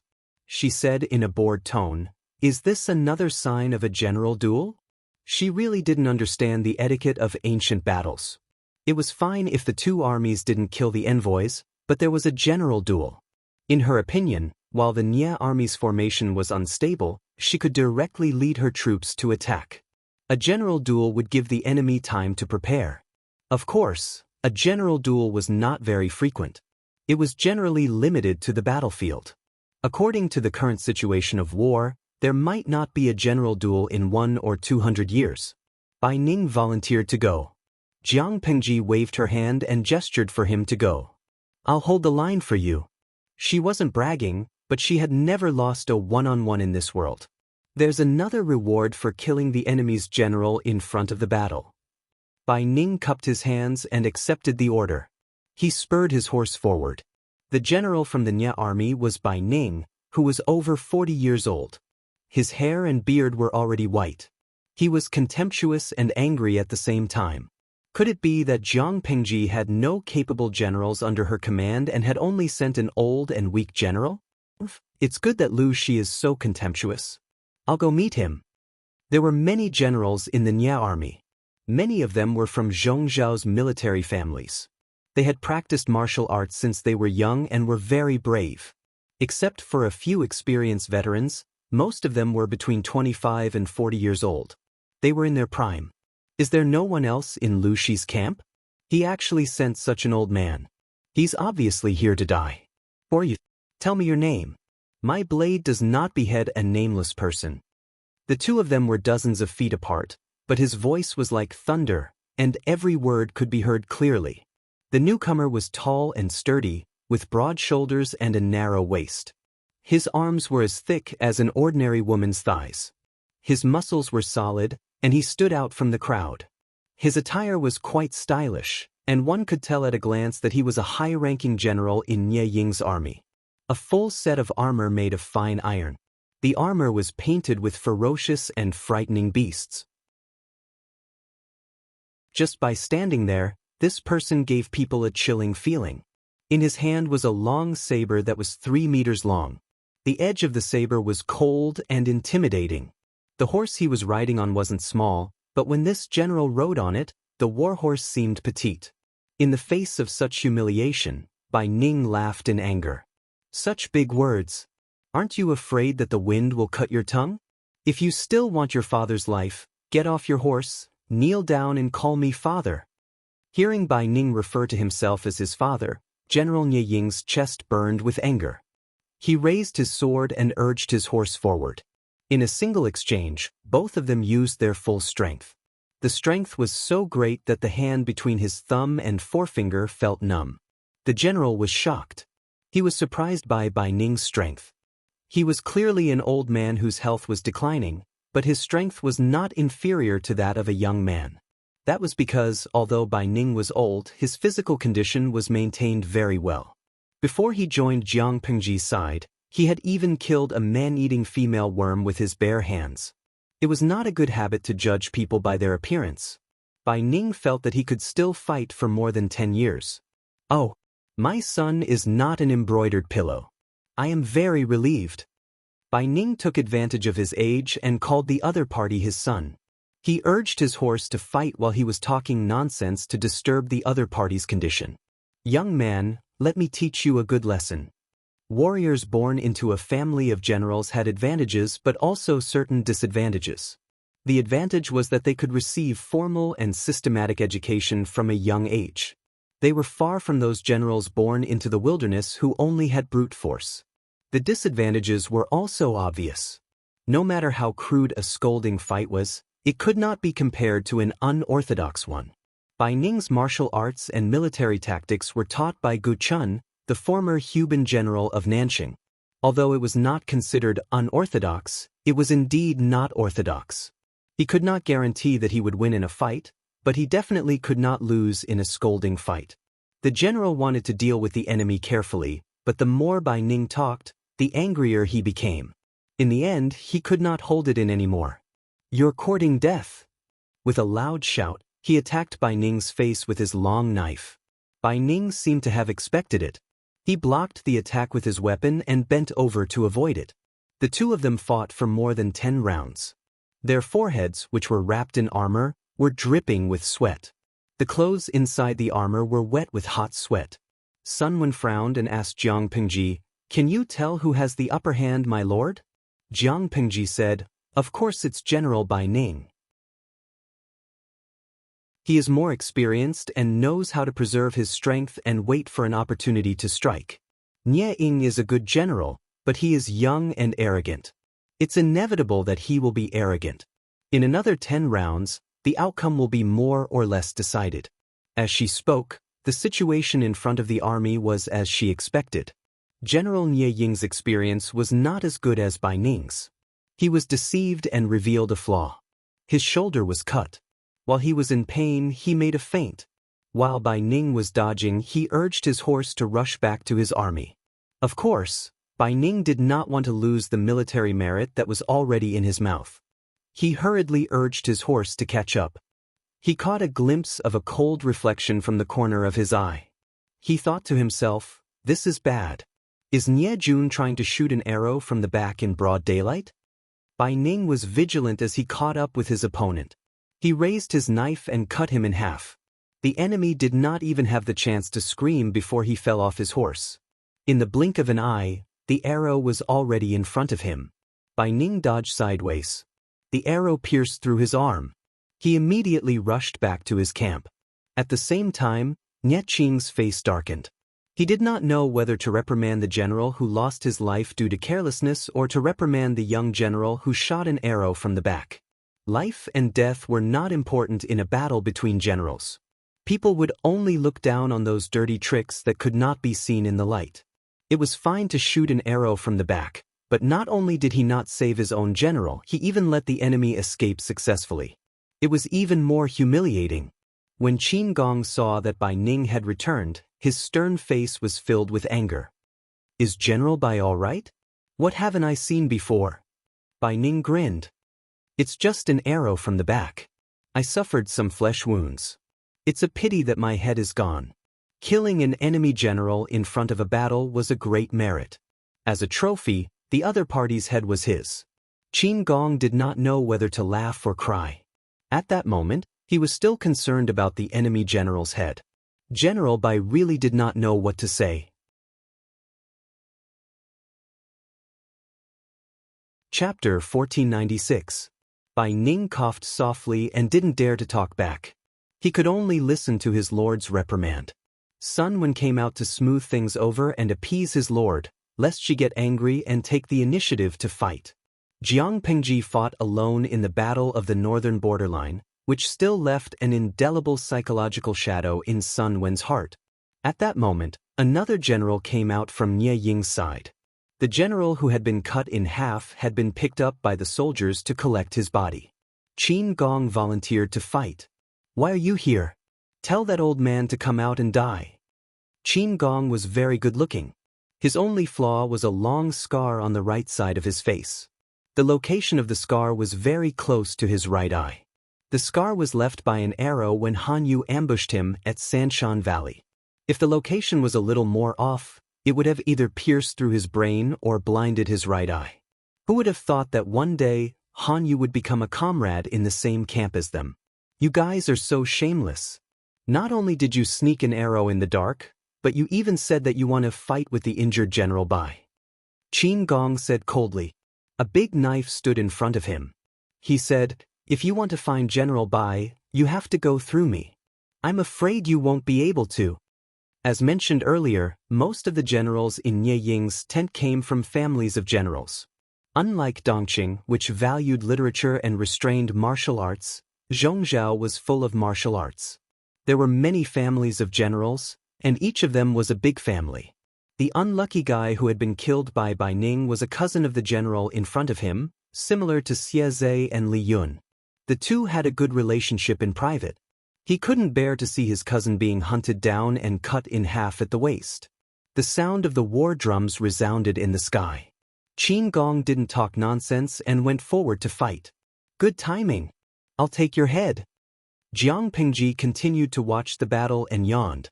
White snorted in dissatisfaction. Both the human and the horse were very unhappy. Sun Wen saw her like this and took the initiative to start a conversation. He couldn't let his lord continue yawning. Such a lazy and inattentive look would be seen as not taking them seriously in the eyes of the generals who risked their lives for her. Qin Gong was fighting with his life on the front line, and his lord was squatting in the back, yawning and squeezing tears. "Lord, do you think General Qin has a chance of winning?" Jiang Pengji said, "Of course we have a chance of winning, but overall, the enemy has a slight advantage." Suddenly, my eyes turned red. Zhongzhou is indeed a place where outstanding people are born. The Nie family is also a wealthy family among the wealthy. Any general you can pick out is capable. When watching a general fight, the first thing to look at was his aura, figure, and muscles. The poor study literature, the rich practice martial arts. Although books were very expensive in this era, the cost of training a qualified general was no less than that of training a great scholar. To be a general, not only did he need to have an excellent body and talent, he also needed to study military books, buy all kinds of equipment, and take care of his body was also a huge expense. Fish and meat could not be missed. How could a martial artist be so strong when he had to eat plain vegetables and porridge all day long? If his muscles and bones were damaged, he would need to use herbs to nurse them back to health. How could an ordinary family provide these conditions? There were some boorish men who were born with divine strength who climbed up by relying on their strength, but their height was limited, and they could not become generals. Among the generals under Jiang Pingji, except for Dian Yen who came from a grassroots background, which one of the others did not have a certain background. Meng Hun first followed the Meng family in Sangzhou and was a general of the Meng family. He suffered when he was young, but after he climbed up, the resources came. Luo Yu was the coach of the Imperial Guards in Dongqing, and his family also had a background. Li Yun grew up with Xie Qian. No matter how hard Xie Qian lived, how could he let his son lack resources? Fu Wang was a boorish man who grew up in a pack of wolves. He followed his adoptive father, Fu Yang, when he was young, and could be considered half a son of a general. Xie Zhe was born in the Xie family, and Qin Gong's father's family had worked hard for the Su family for generations. Both of them were good seedlings. When Jiang Nongqin first learned martial arts, Jiang Pingji invested a lot. After Jiang Pingji's power stabilized, she promoted many young generals, but they were still inexperienced and could not compare to the children of a general. Counting the generals under her command, there were not many who were trained by herself. Those who could be used were basically ready-made ones from other families. I'm so envious. The rich Nye family did not have to spend much effort to recruit so many good seedlings. It was infuriating to compare. Sun Wen said with a smile, "My lord, you alone are equivalent to 100 people. If anyone is envious, it's them who are envious of us." Jiang Pingji asked him in return, "Does that mean Zai Dao allowed me to fight?" Sun Wen was speechless. "No, he did not say that. Don't accuse me wrongly." While they were talking, General Nye had already tricked Qin Gong. He noticed that Qin Gong was making some unnatural movements because of his right eye. This small movement could not be noticed if one was not careful, but he noticed it and used it to attack the right side of Qin Gong's face. It was a feint. Qin Gong subconsciously thought of the stray arrow in the Valley of the Three Mountains. When he dodged, it was slightly to the side. He did not notice that the enemy had taken out 2 metal balls from his waist. He saw the enemy's fingers flip, and the 2 metal balls flew out. They happened to be out of Qin Gong's sight. Jiang Pingji did not wait for Sun Wen to deny it. She gave an order and White rushed out excitedly. She unsheathed her long sword and forced the enemy to retreat. She reached out with her left arm and caught Qin Gong, who had almost fallen off his horse. "I'll fight. You go down." Jiang Pingji was dressed in men's clothing. Her face was painted with a darker color of makeup. She looked like a slightly thin and weak youth. Qin Gong steadied himself. Just as he was about to say something, his lord rushed toward the enemy. So thin and small? Did Lu Shi run out of military rations? A general should have broad shoulders, strong muscles, and one arm should be the size of a man's thigh. Jiang Pingji was as thin as a woman. Looking at her pitiful appearance, he suspected that she had been dragged over to take the blame without eating breakfast. Get someone else to do it. It's either old or young. Why is Lu Shi's camp filled with a motley crew? Jiang Pingji's face darkened. Behind her, the 5 million salted fish who were cheering for her felt sympathy for the unknown general. "I know the Nye family is rich, but you said that I'm poor. I'm not willing." Was she poor? Since she robbed Tao's family clean, she didn't know that she was poor. The enemy sneered, but he could not laugh anymore. Jiang Pingji looked like a thin scholar, but she was shockingly strong. The horse under the enemy's crotch let out a neigh, unable to bear the burden. Not only that, but White also bullied the horse. Relying on its huge size, it knocked the enemy's horse until it could not stand steadily. Seeing the situation, the enemy knew that he could not gain the upper hand, So he tried to trick Jiang Pingji. Unexpectedly, Jiang Pingji did not chase after him. When she saw the enemy turn to escape, she took the horse noose and wrapped it around his neck. She forcefully pulled him off the horse. Do you think I'm stupid? White, trample him to death.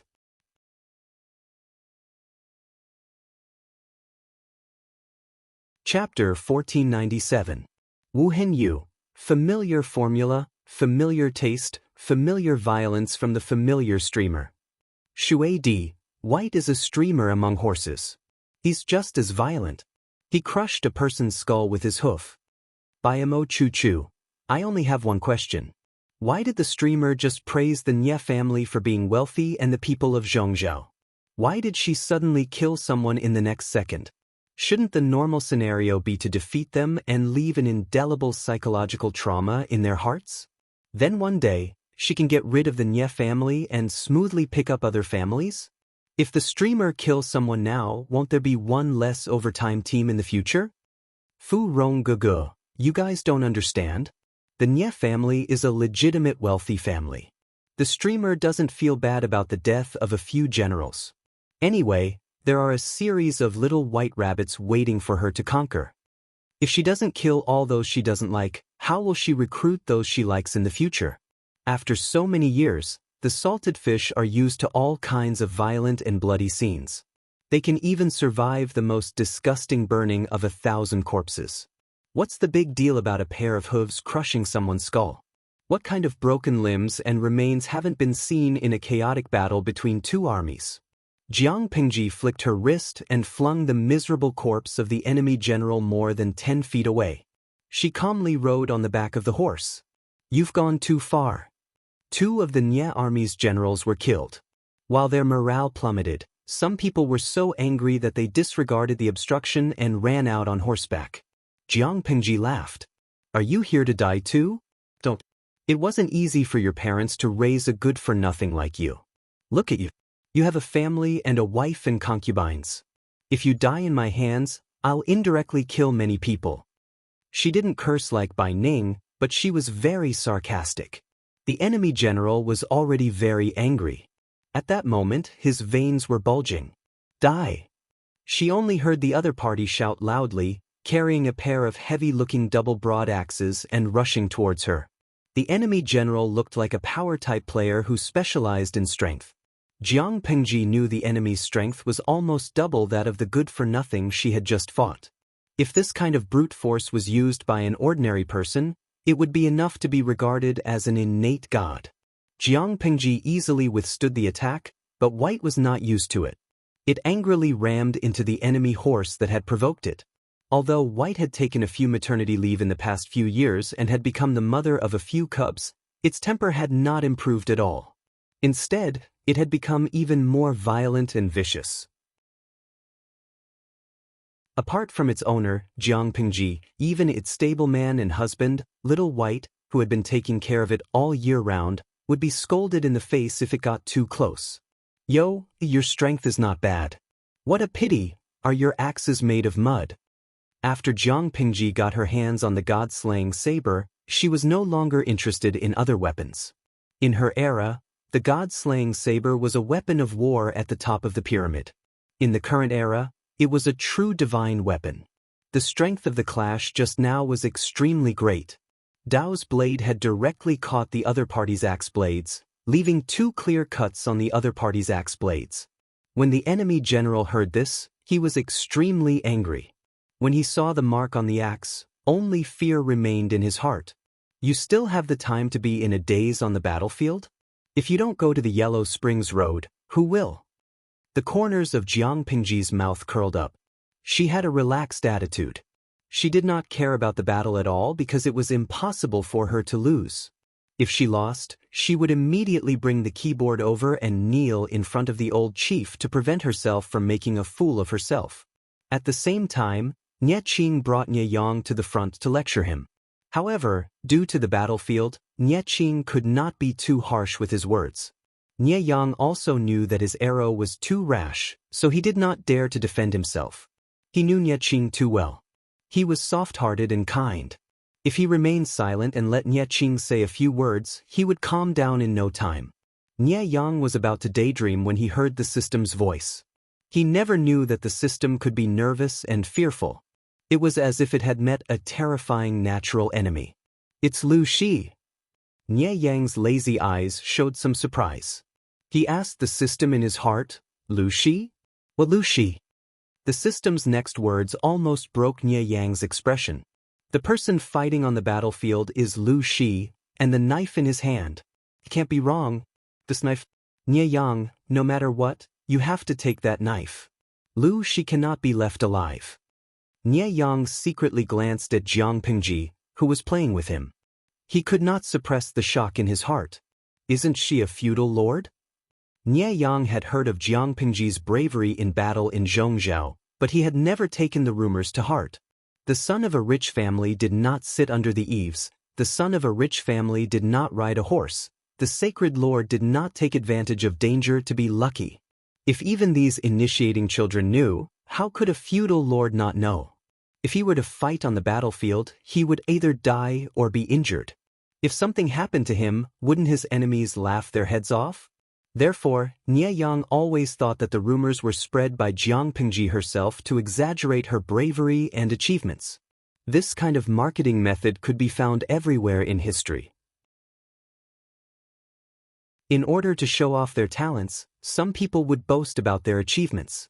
They had to cheat and brag about their political and military achievements in order to be seen by others. How could an ordinary and mediocre ruler become an eternal emperor? It was enough to have a strong marketing team and a face as thick as the corner of a city wall. One word was boasting. Obviously, Jiang Pingji was not such a fake person. She even told the truth about the number of troops she had deployed to the front lines, let alone other places. She was disdainful because the speed at which others boasted was slower than her own speed. The system responded to Nie Yang's question. Who knows what kind of person she is? The sword in her hand gives me an ominous feeling. The system had split from the main body a long time ago, so it did not know a lot of information. However, it was well aware of what the god-slaying sword was used for. At that moment, such a sword appeared in the hands of a mortal whom it could not see through. It felt somewhat uneasy. Nie Yang raised his eyebrows. So, this monster was afraid of that sword? He could not help but plot in his heart, but now was not a good time to do so. Brother, there is something. I must say, Nie Yang pretended to be pitiful, and Nie Qing's heart softened. Nie Qing asked him, what is it? Nie Yang leaned close to his ear and whispered, the person fighting on the front lines is Lu Shi. What? Nie Qing was so shocked that he almost lost his composure. The commotion attracted the attention of the supervising guards. He could not care about that and hurriedly asked, is it true? Nie Yang said, there is a portrait of a painter in my residence. When I saw the young general just now, I thought he looked familiar. After careful observation, I realized that it was very likely to be Lu Shi. Everyone knows that Lu Shi has a long sword in his hand. The shape is exactly the same as in the portrait. Hearing the commotion, the guards were astonished. They rode their horses to the front of the formation to take a closer look.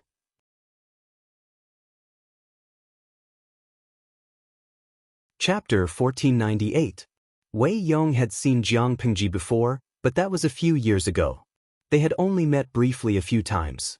When supervising the battle, Wei Yong's position was some distance away from the front line. He did not realize Jiang Pingji's identity, but Nie Yang did. Since he recognized her, there was no reason to miss the opportunity. Wei Yong gave the general beside him a look.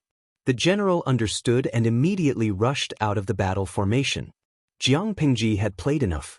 She was about to cut off the enemy's head when a gust of wind came from her side. General Lin, I will help you. The salted fishes were in an uproar. How shameless! 2 against 1. Cutie Xiaoming Exin, Mother Asterisk Kerr, 2 against 1. 2 strong men against a weak woman. How shameless are they? The Nie army is so capable. Why don't they send another one to make up a lineup of 3 heroes fighting Lubu? Streamer, retreat if you can't handle it. Don't fight them. The salted fishes were in an uproar. They saw the bullet screen and laughed.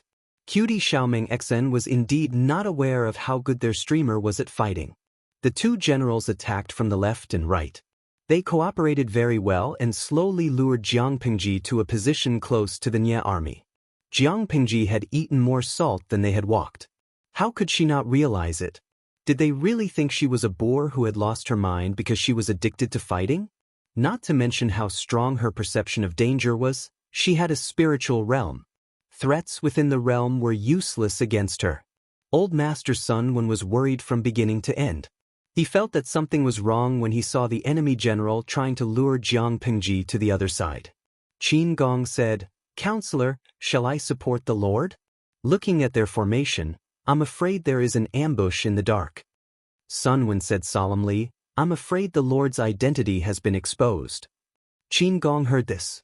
If the Lord was killed by the enemy's arrows in front of the battle formation, they could commit suicide to apologize. "I'll go now."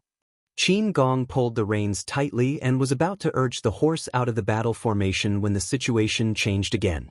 Jiang Pingji's strength was not inferior to the two of them, which shocked the two generals. What made them even more frightened was that Jiang Pingji actually chuckled in a voice that only the three of them could hear. "Do you really think that I don't know how many bastards are hiding in the dark and shooting arrows? You know." Knowing this, he still followed the two of them into the trap. How arrogant was this person? Jiang Pingji yelled, "Mere mortals want to fight against destiny. You overestimate yourself." When the idle people heard what Jiang Pingji said, the bullet screen was in an uproar. "Gui kai guo fengxiu, everyone get out of the way, the streamer is ready to show off." The bullet screen was like a command. Hundreds of arrows flew out from the Nie army's formation. Their target was only Jiang Pingji. When Sun Wen, Qin Gong, Bai Ning, and the others saw this scene, they felt like their guts were about to explode. Only Jiang Pingji stood on her horse and sneered. "Master!" No matter how fast Qin Gong was, he couldn't make it in time. In a moment of desperation, he shouted out her identity. In the blink of an eye, the rain of arrows had fallen. Jiang Pingji calmly beheaded two of the enemy's generals. A visible ripple spread out with her as the center. In the next second, a miraculous scene appeared, causing Qin Gong to swallow the words he was about to say. The ripples in the water had a touch of gold, and the momentum of the hundreds of arrows was greatly reduced. They stopped 5 feet away from Jiang Pingji. Did time stop? Jiang Pingji sneered and glanced in a certain direction of the enemy. Nie Yang felt cold from her stare. He didn't know why, but he had a hunch that Jiang Pingji was looking at him. System, is she human? The arrogant system was terrified. It was as quiet as a chicken. Nie Yang suspected that Jiang Pingji was looking at him, but the system knew very well that the person she was looking at was not Nie Yang, but itself. White carried Jiang Pingji back gracefully and calmly. The enemy was so frightened by the scene that they didn't dare to shoot a second wave of arrows. When Jiang Pingji was far away, the arrows that were frozen in the air rustled and fell to the ground like fallen leaves. "Kill!" She unsheathed her sword. Only then did everyone wake up from the scene. Old Man Sun Wen couldn't help but touch his chest. He almost forgot to breathe. Hearing Jiang Pingji's order, Bai Ning and the other generals immediately led their troops to kill the enemy. The battlefield was filled with battle cries. "Zai Dao, you don't look too good." Jiang Pingji, the main culprit, didn't have any self-awareness. She even had the cheek to ask Sun Wen in return. Sun Wen's fingers trembled as he wiped the cold sweat off his forehead. He hadn't completely come back to his senses. "It's okay. I'll be fine after a while. I'll be fine after a while." The moment the enemy released the arrows, Sun Wen almost thought that Jiang Pingji would die in front of the formation. He couldn't think of any other reason for the miraculous scene just now, other than the heaven's decree. Sun Wen was so sure, not to mention the enemy's camp. Jiang Pingji calmly returned to her camp under the rain of arrows. The enemy soldiers who witnessed everything lost their will to fight. On the other hand, the soldiers at the rear couldn't see it clearly. Their morale was low, but it wasn't to the point where they had lost their will to fight. Qin Gong and the others led their troops to attack. They didn't encounter any decent resistance. The enemy's line of defense was as fragile as paper. After 2 hours of fierce fighting, the Nie army fled back to the camp with their defeated soldiers. Jiang Pingji's side also sounded the gong to retreat. They returned victorious. My lord, just now, Sun Wen's mind kept replaying the scene where the arrows stopped.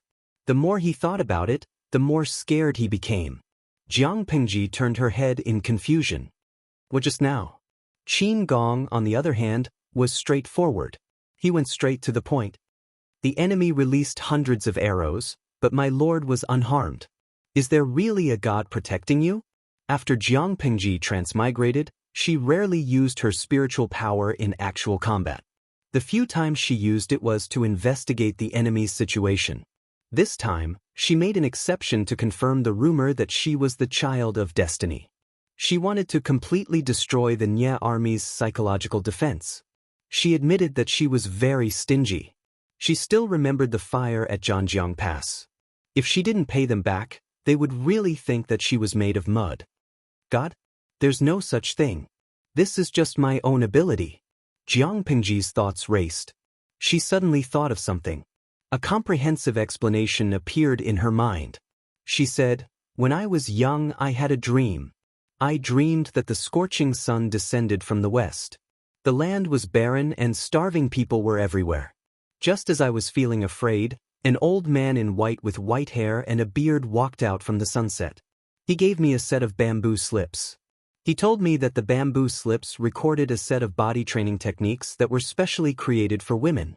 He also said that women are born weak because they lack 30% yang energy when they are created. They can make up for this deficiency by practicing this technique later in life. When practiced to perfection, they can even release their inner energy to protect themselves." Sun Wen was silent for a long time. He seemed to be thinking about the truth of his lord's words. Jiang Pingji extended her hand to him and smiled. "Try it." Sun Wen raised his hand and put it down. Halfway through, he felt that he had hit a barrier and could not move an inch. He didn't believe it. He increased his strength, but it still did not move. Instead, he saw a layer of pale golden ripples. Jiang Pingji said, "Do you believe me now?" The underlying meaning was,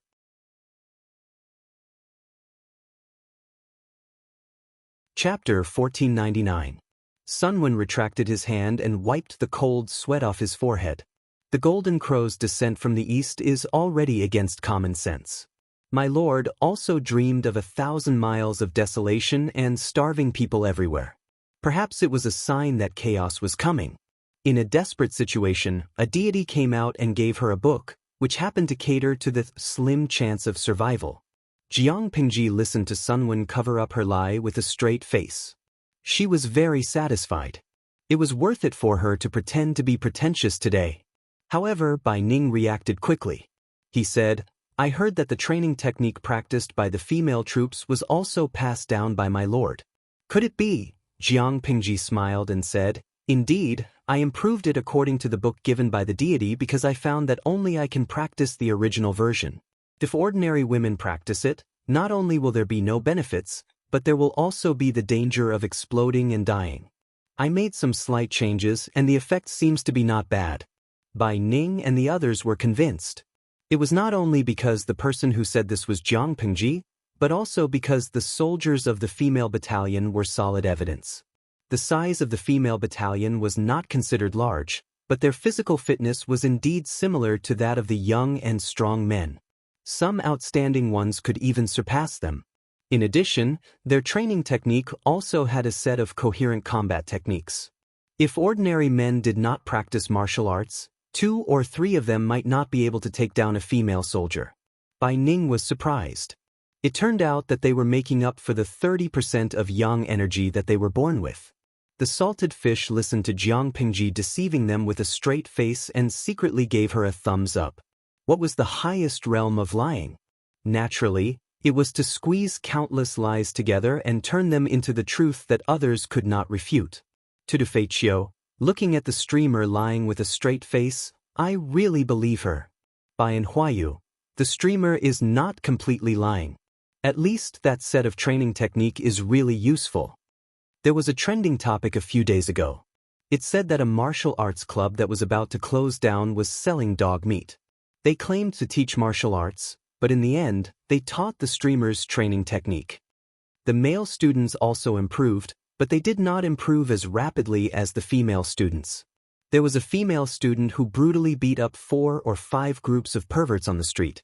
At the mention of this trending topic, all the salted fishes recalled it.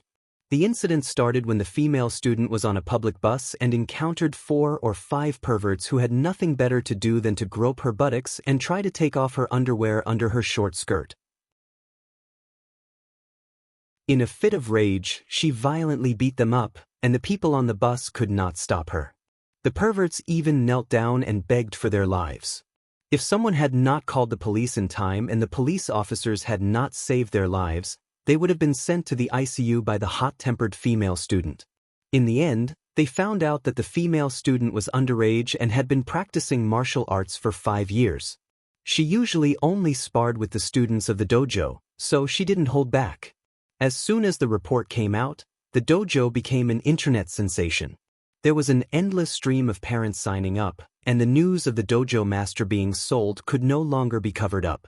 The dojo master was completely exposed by the netizens. Thinking about the trending topic and listening to Jiang Pingji's words, the female salted fish were eager to have a go, while the male salted fish were trembling. Shamate Li Si, baby QAQ, I don't want to marry a weaker version of the streamer at all. Is there a way to survive domestic violence? Deng Hai Quang Ma, is it too late for me to apologize to my wife with a washboard? To tell you the truth, my wife has been a fan of the streamer ever since she started streaming. She's secretly learning the technique of physical training. I feel so flustered. No wonder she used to act coquettishly to me when I just poured out a bottle of mineral water. Yesterday, when the elevator broke down, she actually carried a gas tank and climbed 5 floors in one go. Cultivation, you're done for. You can't afford to provoke her. Stop struggling. Don't provoke your wife in the future. Domestic violence will take your life.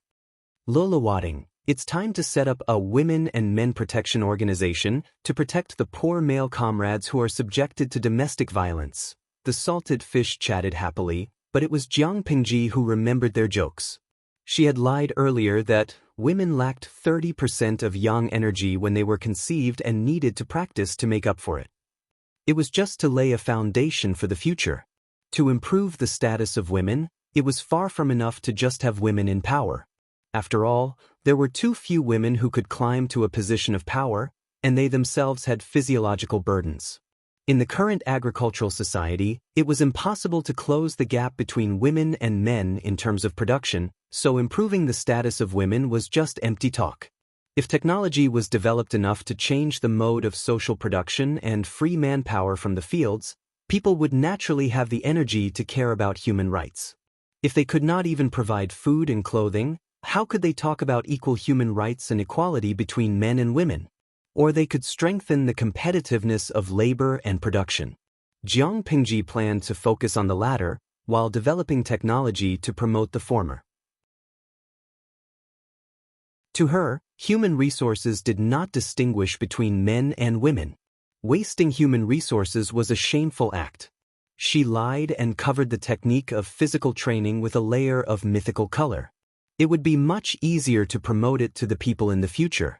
For women, practicing it was not only to make up for the physiological gap between them and men, but also to help with childbirth and reduce the probability of dystocia. The medical technology of this era was too backward.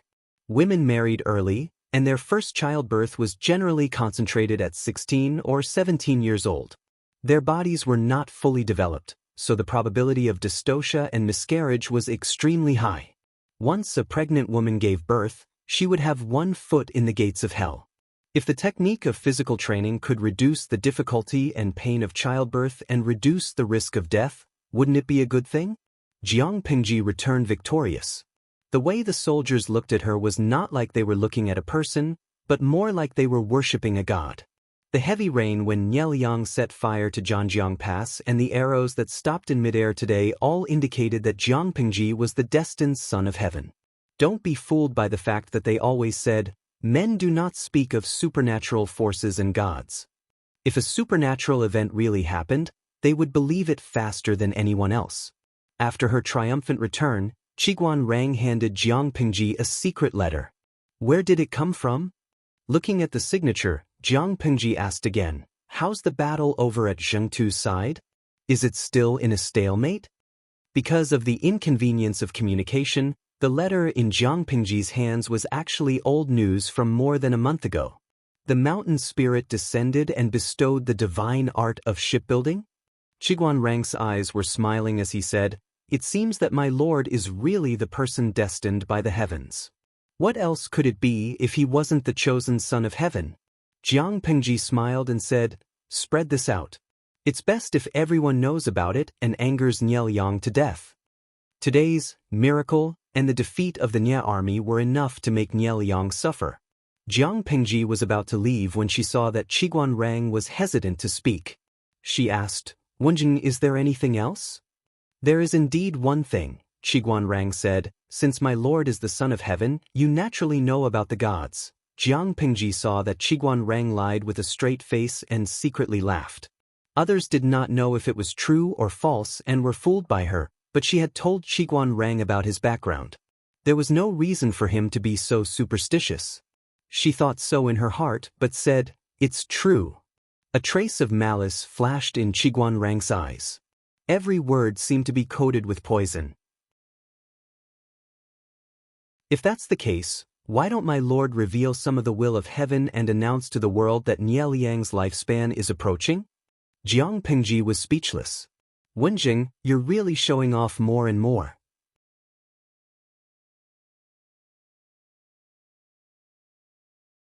Chapter 1500. Qiguan Rang saw that Jiang Pingji did not speak. He thought that she felt that it was inappropriate and was about to persuade her. Jiang Pingji held back her laughter and said, no, Wen, you misunderstood. In fact, I think what you said makes a lot of sense. This is what we should do. When dealing with enemies, one could never be too ruthless. Seeing the two of them putting their arms around each other's shoulders and smiling at each other, the same thought appeared in the minds of the surrounding salted fishes. Tudufeichio, colluding with each other. That's perfect. Buckle Jiao Jiao Qi Fan. Let's go, let's go. When this pathetic duo is put together, their evil hearts are so scary. Obsessive-compulsive disorder patient. Every time I see Wenjing and the host doing bad things together, I wonder why the host didn't like Wenjing before? Although C.I. Marin was very good, she always felt that C.I. Marin was much gentler and kinder than Wenjing. It was not compatible with the host's aura. Stockholm, I think you seem to have some misunderstanding about Beauty C.I. She looks gentle and kind. Isn't her heart whiter than Master Wenjing's? You haven't seen it with your own eyes when Beauty C.I. becomes evil. Anyway, I have gracefully offered my knees to you for a year. Besides, when Big Boss Wenjing met the host, he was already engaged. They were purely friends, so it was impossible for them to call each other Black Cat's Night. It's fine as long as the CP fans keep themselves cute. The host and Big Boss Wenjing seem to have a lot of CP fans. Just entertain yourselves. Don't involve real people. After all, the relationship between the host and Big Boss Wenjing was pure friendship. It was disgusting to forcefully interpret it as love. Even though he was a salted fish, he didn't have a lot of pure KY love brains. He knew his limits. Of course, most of the hardcore fans who liked KY were young. How could their hand speed and internet speed compare to old salted fish who had been single for a long time? How could they imagine the price of a house in a live broadcast room? Always wicked people want to harm Jin. Speaking of which, if it weren't for Simiai's sacrifice, the streamer would really be single for the rest of her life. The salted fish didn't believe in pure friendship between men and women until they met Jiang Pingji. As a very outstanding woman, there were many men around her, but only the lame Wei Ci took a fancy to her. The others were either single or married with children. Salted fish, who had nothing better to do, had even carefully researched this topic, making it a hot topic. In the end, an excellent answer was liked and pushed to the top. Egami sauce. First, no one will fall in love with a boss who squeezes them dry all day long. Secondly, this only proved that they were all straight men. Being in a relationship with a streamer is like coming out of the closet. You guys are touching 1090's breasts and talking. Does she look like a girl? The salted fishes chattered incessantly. Jiang Pingji laughed at herself. Wen Zheng, don't you think we're in cahoots? Qiguan Rang glanced at her from the corner of his eyes. His gaze was clear as day. Who would insult themselves like that? This is called like-minded, Qiguan Rang retorted with a straight face. Jiang Pingji was speechless. The little princess was right. If they were like-minded, then so be it. She had no objections. Jiang Pingji decided to reward the three armies after the great victory in the day. They celebrated for the whole night, and the bonfire burned throughout the night. In contrast, the atmosphere in Yang was not as relaxed. The entire army was enveloped in a suffocating and oppressive atmosphere. Bad news came one after another, and the morale of the army was completely shaken. 3 valiant generals had died in the battle. Hundreds of arrows stopped in midair. Lu Shi was unscathed. The morale of the army had collapsed. The number of casualties and captives reached 40,000. Niel Yang was also shocked to the point of vomiting blood. Perhaps he had gotten used to it, but he did not faint this time. However, his appearance made everyone worried. To put it in a depressing way, their lord, Niel Yang, looked like he was about to die. Get up. This isn't your fault. Blame the enemy for being difficult to deal with. Niel Yang did not blame his son, Nie Qing. Even if he was the one fighting, the situation would probably be the same. According to the scene described by the crowd, their enemy had the support of a deity. Hundreds of arrows could turn a person into a hedgehog. However, all the arrows strangely stopped in midair 5 feet in front of Jiang Pingji. Circles and circles of pale golden ripples were like a heavy shield, blocking all the harm outside. The arrows could not advance an inch. The 3 armies could only watch as she rode away calmly. A strategist sighed. Has anyone seen such a scene since ancient times? Throughout history, when had such a scene appeared? No, perhaps there had been. Niel Yang could not help but think of Beichen from hundreds of years ago. Beichen was the dynasty before the chaos of the 16 kingdoms.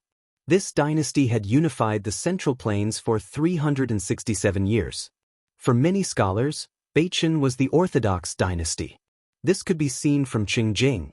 Huang Song's ancestor was a descendant of the royal concubine of the Xia dynasty.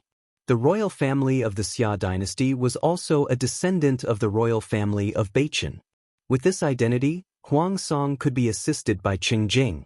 Although Huang Song did not know that he had such a powerful background, Qingjing knew. Speaking of Beichen, it was also a dynasty full of legends. The founder of Beichen was born in a small family of farmers. When he was born, a golden dragon was born. Coincidentally, the world was in chaos. His father and brothers died of exhaustion in the Battle of Chinka. Coincidentally, the founder of Beichen led his troops to revolt. At that time, there was a powerful feudal lord who was about to conquer the world. The world thought that this overconfident peasant boy would kneel. Who knew that a few days before the decisive battle, there would be a sudden rainstorm.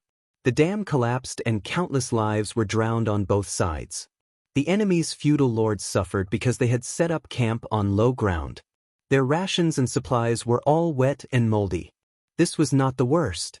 On the eve of the decisive battle, there were tens of millions of meteors, long or short, big or small.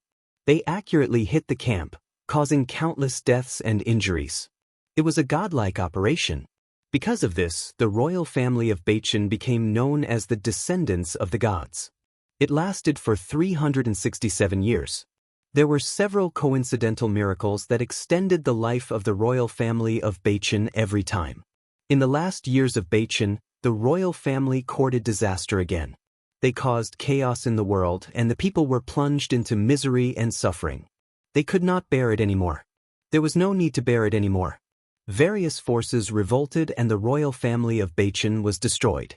However, the feudal lords who destroyed the royal family of Beichen died miserably. Their entire families, young and old, men and women, did not have a good ending. The common people said that the royal family of Beichen was indeed the descendants of the gods. The world should be theirs. Which of the feudal lords who stole their world had a good ending? In the end, the 16 countries were in chaos for so many years. In the end, did the descendants of the royal family of Beichen stand out? Now, the mythical color of Jiangpingji seemed to have the shadow of Beichen. This made people's hearts beat fast. Could it be that the ancestors of the Lu family of Hejin have the blood of the descendants of Beichen? Someone thought of this history like Niel Yang and spoke to break the heavy atmosphere. Wei Yong's expression became stern. He scolded, "Nonsense. Are you trying to shake the morale of the army?"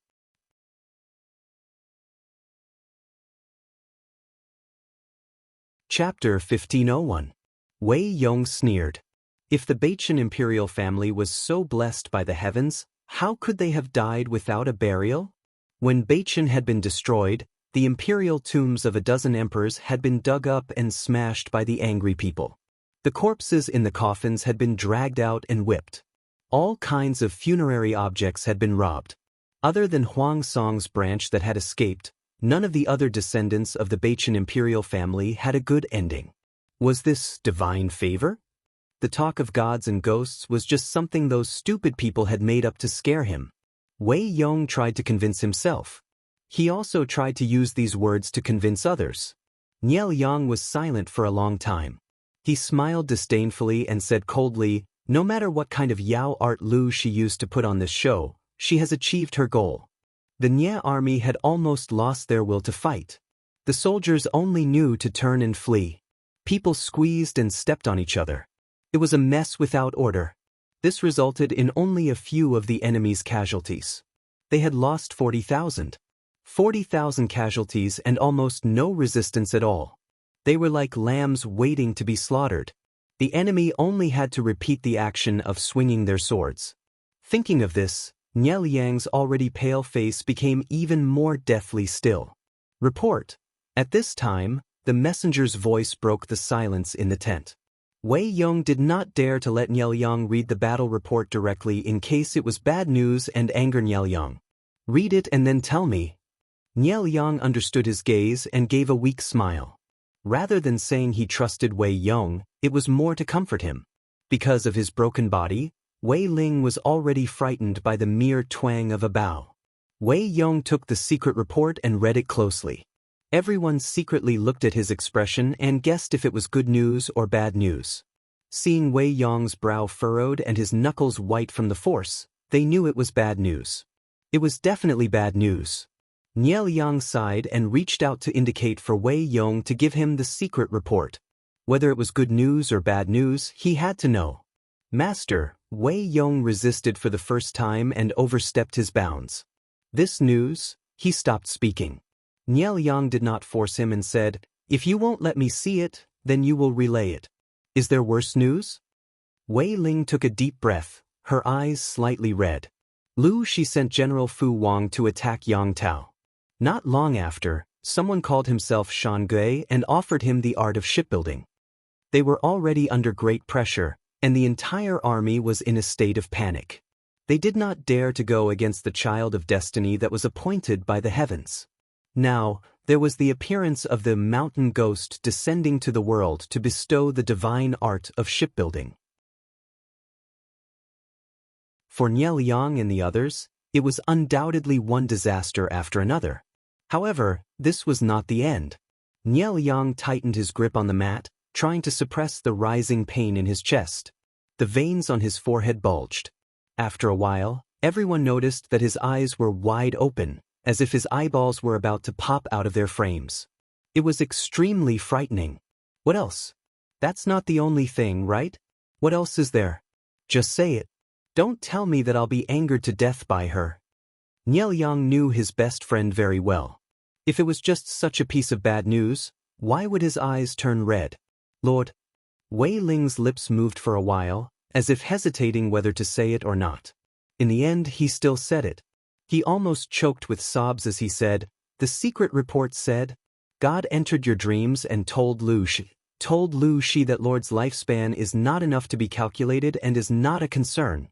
A person's lifespan was 12 years in an era and 100 days in an era." Niel Yang's eyes widened like a goldfish that was suffocating. His chest rose and fell rapidly, and he vomited a mouthful of red and black blood. Everyone was so frightened that they did not dare to make a sound. Wei Ling and Xianxia hurriedly went forward to support him, but they did not expect the two to be waved away by Nielyang. Nielyang's strength was so great that he did not seem to be seriously ill. However, many people were worried that this was the final radiance of the setting sun. Waving the two away, Nielyang suddenly raised his head and laughed. He raised his hand to the top of the tent and scolded in a hoarse voice, "What damned heavens! If fate has decided, it will take away my lifespan now. Man can conquer nature. So what if it's Lu Shi? So what if it's her?" Nielyang stood up shakily. There was a faint hint of insanity between his brows, which made people's hair stand on end. Wei Ling looked at his good friend, and his heart ached uncontrollably. He still remembered the scene when he first met his good friend. He was incomparably elegant and elegant. He wore a black scholar's robe with a thin coat over it. He wore a lacquered gauze crown on his head. His slightly thin lips carried an amiable smile, but there was a faint sense of alienation. He was the standard son of an aristocratic family. Now, how did he become this haggard and demeanor of insanity? As he pondered, he heard Xianxia's loud shout. It sounded like a cuckoo crying blood. His heart tightened when he heard it. Lifting his head, Wei Ling saw Xianxia rush forward like an arrow and raise his hand to catch Nielyang, who had fallen backward with a deathly still face. Wei Ling opened his eyes without blinking. The noises around him gradually faded away. The voices of Lord seemed to be a vague voice from another world. Xianxia cried out for his father, and a group of colleagues knelt on the ground and cried blood. What happened? How could it be? Wei Ling's knees gave way and he collapsed to the ground. The night passed. The scouts that Jiang Pingji sent out discovered that the Nie camp was draped in white mourning. Everyone looked mournful and hurriedly sent the news back. Jiang Pingji was having breakfast. Her breakfast that day was a total of 15 meat buns mixed with minced meat. Each bun was the size of a strong man's fist. An ordinary man would be almost full after eating 3 buns. Jiang Pingji ate 15 in a row and drank 3 bowls of seaweed soup with shrimp skin. Jiang Pingji burped inelegantly and patted her flat stomach. She picked up a handkerchief and wiped her mouth. "Tell me, what's the latest news?" Jiang Pingji hated military intelligence before and after eating. It was fine if there was good news, but bad news would ruin her appetite. The soldier said, "Last night at midnight, Nielyang died of illness."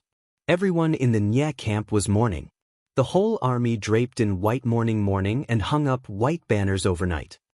Jiang Pingji was stunned when she heard the news. "No. Is Nie Guangshan that weak? Brother, you're really fast. You're rushing to finish the filming." The live stream room was in an uproar. Jiang Pingji hurriedly pushed the food table aside and hurriedly gathered everyone for a discussion. Everyone looked at each other. Even though they had been looking forward to Nielyang receiving his bento all day and night, when he really did, it felt like a dream. This brother died just like that? Feng Yi and Sun Lan, who were sitting in the corner and listening, muttered to themselves. It was fine if he died, but he died of anger. This was great.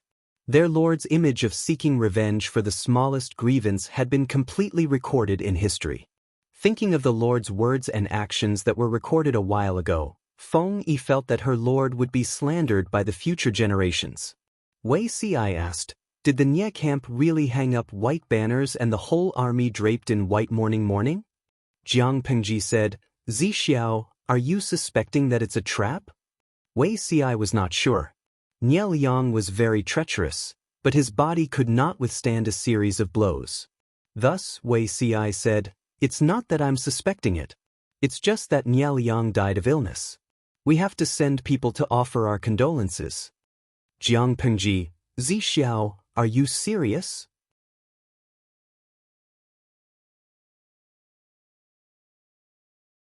Chapter 1502. Although I don't want to admit it, Nielyang's death seems to have something to do with me. If we send someone to offer our condolences now, I'm afraid that they won't appreciate it. They'll probably think that we're going there to show off our strength. Jiang Pingji felt that whoever she sent would be courting death. Envoys are not to be executed during a battle? T. This kind of conventional rule could be broken at any time. Which fool would stick to it? Not only did Jiang Pingji and the civil and military officials feel excited, but the salted fish were so shocked that they forgot to eat breakfast. A small group of cute and good-looking people cried until they were out of breath. Topics such as Nie Liang's death and Nie Liang was angered to death by the streamer were also trending. Hearing Jiang Pingji's opening words, many of the salted fish sneered. Long-lasting tea. What do you mean by a little bit of relationship? From the looks of it, the host had no idea what was going on. Cultivation, you can't say that. If I remember correctly, Nie Liang is not in good health. Didn't Beauty CI reveal that Nie Liang had been poisoned in the past? It seemed that it was done by someone from within the Nie family. Nie Liang refused to rest quietly, and the remaining poison greatly reduced his lifespan. Later, it was said that Nie Liang's lifespan was less than half a year. Now that he was dead, the host could only be regarded as a catalyst and not the main cause. The person who really killed Nie Liang was the original murderer who poisoned him. Jiang Pingji was at most an accomplice. Always wicked people want to harm Zhen. Sigh, he's a Duke of Zhongzhou after all. It's really sad that he's kneeling just like that. Unreal City. Come on, there are plenty of people who have died in the hands of the streamer. So what if they are feudal lords? Some salted fish lamented that Nie Liang's death was a pity, some salted fish celebrated that Jiang Pingji was one step closer to unifying the world, and some salted fish expressed concern and condolences. No matter what the cause of Nie Liang's death was, outsiders would think that he died because he was angered by Jiang Pingji. Sending people to offer their condolences was equivalent to sending people to their graves. Jiang Pingji knew this too. How could she send someone to offer her condolences? She never expected that Wei Ci would disagree with her at this time. Out of respect for her opponent, she still had to send someone to offer her condolences. Jiang Pingji said, "I've killed at least 8,000 people, if not 10,000. Do I have to pay my respects to all of them?" In any case, she wouldn't agree. Regardless of their strength in terms of status, Nie Liang and Jiang Pingji were of the same level. If she really wanted to send someone to offer her condolences, the status of the messenger could not be low. She was not willing to choose anyone. Wei Ci volunteered himself. Jiang Pingji was so angry that she glared at him several times. No matter what Wei Ci said, she refused to agree. Lord, condolences are one thing, but confirming that Nie Liang really died of illness is another. What if he really faked his death? Jiang Pingji said, then let's wait for 3 to 5 months. Anyway, his body has long been ruined. Sooner or later he will meet the king of hell. Wei Ci could only sigh. Jiang Pingji was stubborn, and so was he. No one was willing to take a step back when it came to issues that concerned the overall situation. In the end, Jiang Pingji was so angry that she flicked her sleeves and left. Everyone looked at each other in dismay. Qiguan Rang said quietly, "You're really bold. The Lord obviously wants to protect you from taking risks, but you don't appreciate it." Wei Ci smiled bitterly and said, "How can I not know the Lord's intentions? It's just that Nie Liang died of illness. Whether it's true or not, if the Lord doesn't express her stance, I'm afraid you'll be criticized. This is not good for the Lord's reputation." The time when Nie Liang died of illness was when the morale of the Nie army was in chaos. No matter what, they didn't dare to kill the messenger when there was no leader. We can't sacrifice the lives of more than 200,000 troops just because of a moment of impulsiveness. His lord had a violent temper. If something really happened to the messenger, she would definitely send troops. Qiguan Rang glanced at him and sneered. "I see. You thought it through. No wonder you're so fearless." It was precisely because he saw through the trick that he had the confidence to volunteer for the mission. Wei Ci continued, "There's another point. Ci's elder brother, Wei Dan, is Nie Liang's confidant." Qiguan Rang said coldly, "If I were your elder brother, I would definitely make sure that you wouldn't be able to return. Otherwise, you'll become a scourge by releasing a tiger back into the mountains." Wei Ci smiled and said, "My elder brother's temperament is different from Wenjing's. He's good at everything. His only weakness is that he values friendship too much. If it wasn't for this, Wei Dan wouldn't have tried his best to protect the legitimate son of Nie Yang in his previous life. The situation in his previous life was very different from now. Nie Yang of the Nie family had died of illness a few years ago. His only son, Nie Qing, became a thorn in the eyes of the elders. The legitimate son of the third branch of the Nie family, Nie Yang, took advantage of the chaos to rise and secretly gain the trust of Old Master Nie. Old Master Nie was also a weirdo. He was old but young at heart. His greed for power and desire to control his descendants made people's hair stand on end. He was old and lacked the energy to deal with affairs. In order to ensure absolute authority, Old Master Nie promoted Nie Yang, who, coincidentally, came into his line of sight. Because Nie Yang was young, innocent, not loved by his parents, and his mother's family was weak, who would have thought that these were all Nie Yang's disguises? Nie Yang used Old Master Nie to snatch the position of the Nie family master. He secretly harmed his disloyal fellow clansmen and sent Old Master Nie to heaven. Nie clan became Nie Yang's word, and Nie Qing's situation improved. After all, everyone was afraid of Nie Qing's father, Nie Liang. Nie Liang died of illness. Nie Qing's talent was not as good as his father's. There was nothing to fear. Raising him was just another pair of chopsticks. In order to fulfill his best friend's wish and protect Nie Qing, his brother Wei Qiong married his eldest daughter to him.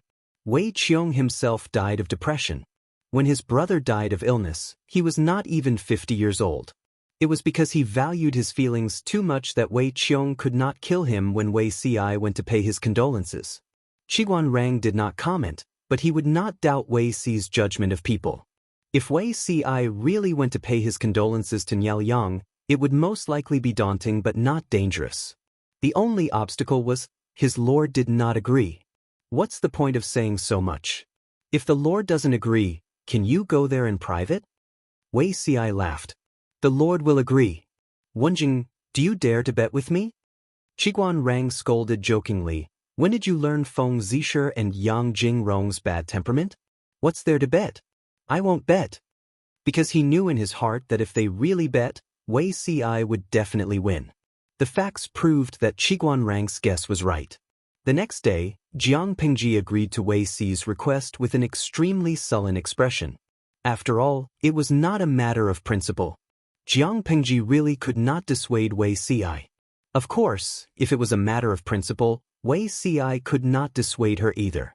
I suddenly remembered that when my lord's grandmother died of illness, it was Zixiao who went on behalf of my lord. Jiang Pingji squatted on top of the wall and looked at the figures of Wei Ci and his group gradually becoming small dots in the distance. Her face was full of melancholy. She said, "Otherwise, why would I call you my wife? You're so virtuous, what more can I ask for?" Qiguan Rang's expression froze. He looked disgusted.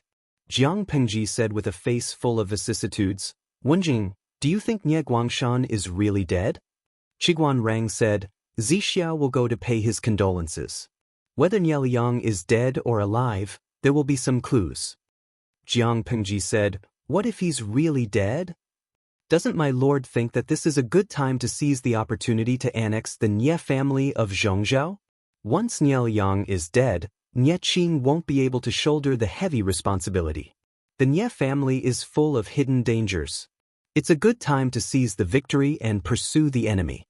Qiguan Rang sneered. "What do you think, my lord?" Jiang Pingji rubbed her chin. "I always feel that it's immoral to scheme for someone's family property the day after their corpse has yet to turn cold." Qiguan Rang was speechless.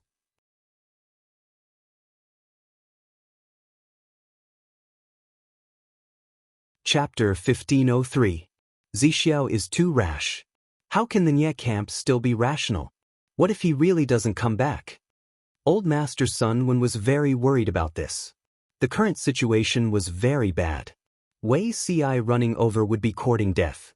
He understood the logic of Wei Ci's analysis, but how could people worry so much when they were agitated? Not to mention other things, if one or two disobedient and hot-tempered generals wanted to use force, could Wei Ci escape unscathed? If he doesn't come back, more than 200,000 people will be buried with him. Zixiao is not at a disadvantage. Qiguan Rang took a sip of tea and said leisurely, since ancient times, how many emperors have been buried alive with people, but not even this number. Besides, Zixiao is a loach, it's not easy to catch him. Sun Wen choked. He did not expect Qiguan Rang, who had always been single and unsociable, to crack a cold joke. Niel Yang's death is more or less related to the Lord. I'm afraid that going to mourn will be seen as a provocation. Although old Master Sun Wen hated the Nye family, he felt it was a pity when he thought of Niel Yang's death.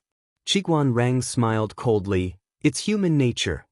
Was Wei Ci really going to mourn sincerely? Don't be ridiculous. He mainly wanted to confirm if the person was really dead. He also had the intention of flaunting his strength and suppressing the Nye family. Normal people would not believe that a weasel marrying a chicken for 100 years was an act of kindness from the bottom of his heart. While the two were chatting, Wei Ci and his party arrived 2 miles away from the Nye camp and were stopped halfway. Who are you? The scouts of the Nye army looked at Wei Ci and the others with hostility, and faintly surrounded them. Wei Ci smiled and bowed while riding on the horse. We are here on the orders of our lord to mourn Duke Guangshan. When the Nye army scouts heard this, their faces turned livid and they wanted to draw their swords to kill.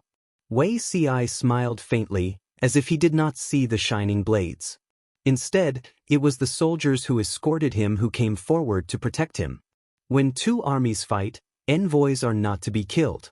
Today, we are here on the orders of our lord to mourn Duke Guangshan, not to fight in front of the battlefield. Is it your idea or someone else's? Duke Guangshan has just passed away, and you are ignoring military discipline? Wei Ci was so calm that he managed to subdue a few soldiers of the Nye army. They looked at each other and finally took a step back and sent someone to pass the message. When Nye Ying and the other hot-tempered generals heard this, they exploded in anger. What does Lu Shi mean? You've angered the previous master over and over again, and now you've sent some cheap slave soldiers to pretend to be nice? This general's scolding was not polite at all. The scholars frowned when they heard this. The price of a head was only 1 copper coin. Whether it was a slave or a soldier, both of them were the lowest class in society. Even if they were angry in their hearts, Jiang Pengji had the guts to send someone over. The status of the messenger was definitely not low. It was too hurtful to scold someone as a slave soldier with a high price. Another person gritted his teeth and said, just a moment ago, they were playing tricks on us, angering our late lord to the point of dying of illness. Now, they're sending people to offer their condolences and hold a funeral. Clearly, they're taking advantage of our Nye family for granted. Get him to scram. If he dares to take even half a step into the former lord's mourning hall, I'll make him come in on his knees and roll out like a human swine. Some of the generals were even more hot-tempered. They carried weapons that weighed 30 to 40 kilograms and wanted to go out. Everyone, please wait a moment. I'll go chop off his head and offer it to the former master's spirit. Hearing that they were getting angrier as they spoke, Wei Yong, who was dressed in a plain morning dress, berated them with an indifferent expression. Enough. Isn't it messy enough? Everyone had indignant expressions on their faces. They were all men of iron and steel. How could they endure the fact that the enemy was taking advantage of them? Wei Yong said, take care of the former master's funeral and stabilize the army's morale to prevent Lu Shi from taking the opportunity to make trouble. Only after these are done can the former master pass away with peace of mind. If you touch the messenger, Lu Shi won't care if the former master passes the 7th day of his death. Do you want to see a new scar on the former master's body before it's even cold? His words were so harsh that the few troublemakers did not dare to make trouble again. However, there were some who were unconvinced. If Lu Shi dares to send his troops, this general will dare to meet them head-on. The former master died unjustly. Do you still want to be humiliated by them after his death? The general straightened his neck and asked angrily, is the military advisor afraid of death? You know that the traitors have ill intentions, yet you still want to protect them? This isn't about being afraid of death. It's about looking at the bigger picture. Wei Yong had not slept well for 2 to 3 days. His face was abnormally pale, but he still forced himself to say, "You can act like a hero for a while. If the former master's funeral can't be held, then you can lead the troops to fight Lu Shi." The general said mournfully, "Are you going to let them flaunt their strength in front of the former master's coffin?" Wei Yong said, "Not necessarily. If they come, they should offer incense and mourn. They should act like filial sons and grandsons." When the general heard this, he felt a little better. Wei Yong asked the messenger, "Who is the messenger Lu Shi sent?" The messenger replied, "This person's surname is Wei, and his name is Ci. He claims to be Lu Shi's advisor." In an instant, everyone realized that Wei Yong's face was twisted. It was an indescribable expression. "Isn't this Zi Shun's younger brother?" As Niel Yang's right-hand man and close friend, Wei Yong's family connections had been completely uncovered. Many people who were on good or bad terms with him knew that Wei Yong had a third brother who was squatting on Lu Shi's side as an advisor. They had never imagined that the person who came to mourn this time would be Wei Ci. This time, someone laughed mockingly. "It looks like Lu Shi also knows what he's doing." Another person echoed, "That's true. If he didn't know what he was doing, why would he send Wei Ci over? Isn't it because he wants elder brother's protection?" Wei Yong said coldly, "If Wei Ci is the slightest bit disrespectful in front of the former master's coffin, he will definitely kill him himself." When these words were said, those who had other thoughts did not dare to say anything else.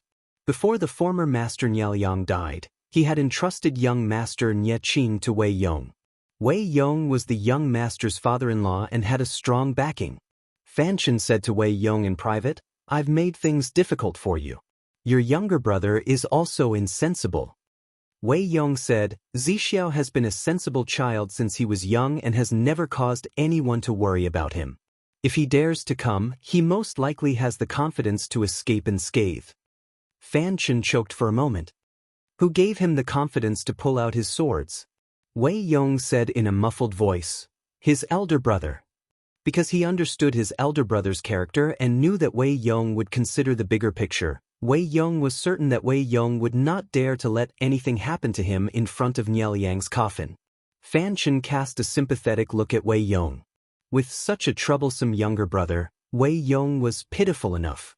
Even though the smell of gunpowder was thick in the tent, when Wei Ci came over, the atmosphere was considered good.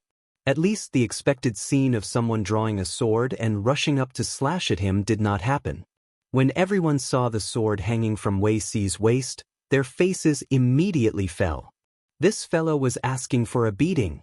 As if they could read minds, Wei Ci stopped in front of the tent and unsheathed his sword before entering. Wei Ci first bowed to Nye Qing, then nodded his head in greeting to everyone. He took out the sacrificial items and placed them in front of the coffin. He knelt in front of the coffin and offered sacrifices. His every move was flawless.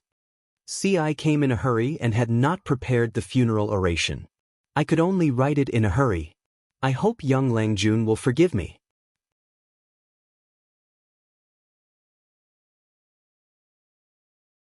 Chapter 1504. Wei Ci said that his funeral oration was written in a hurry, so they did not have any expectations for the content of the funeral oration. Funeral oration used for funerals were mostly articles expressing mourning, remembrance, and mourning for the deceased. The current funeral oration was mainly prose and four-character rhymes, and it was easy to recite. The content was basically to remember the deceased's life experiences, praise the deceased's character, and express grief. If there were any mistakes in the funeral oration, there was a high chance that Wei Ci would be stabbed to death in front of Niel Yang's coffin.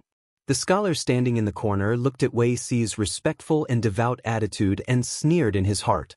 He said in a low voice, he had never met the late master, how could he write a heartfelt funeral oration? It's hilarious.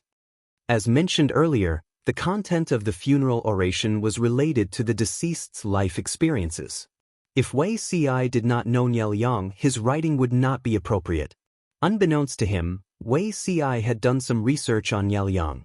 After all, his brother Wei Dan from his previous life had written more than 10 funeral oration after Niel Yang's death, almost one every year.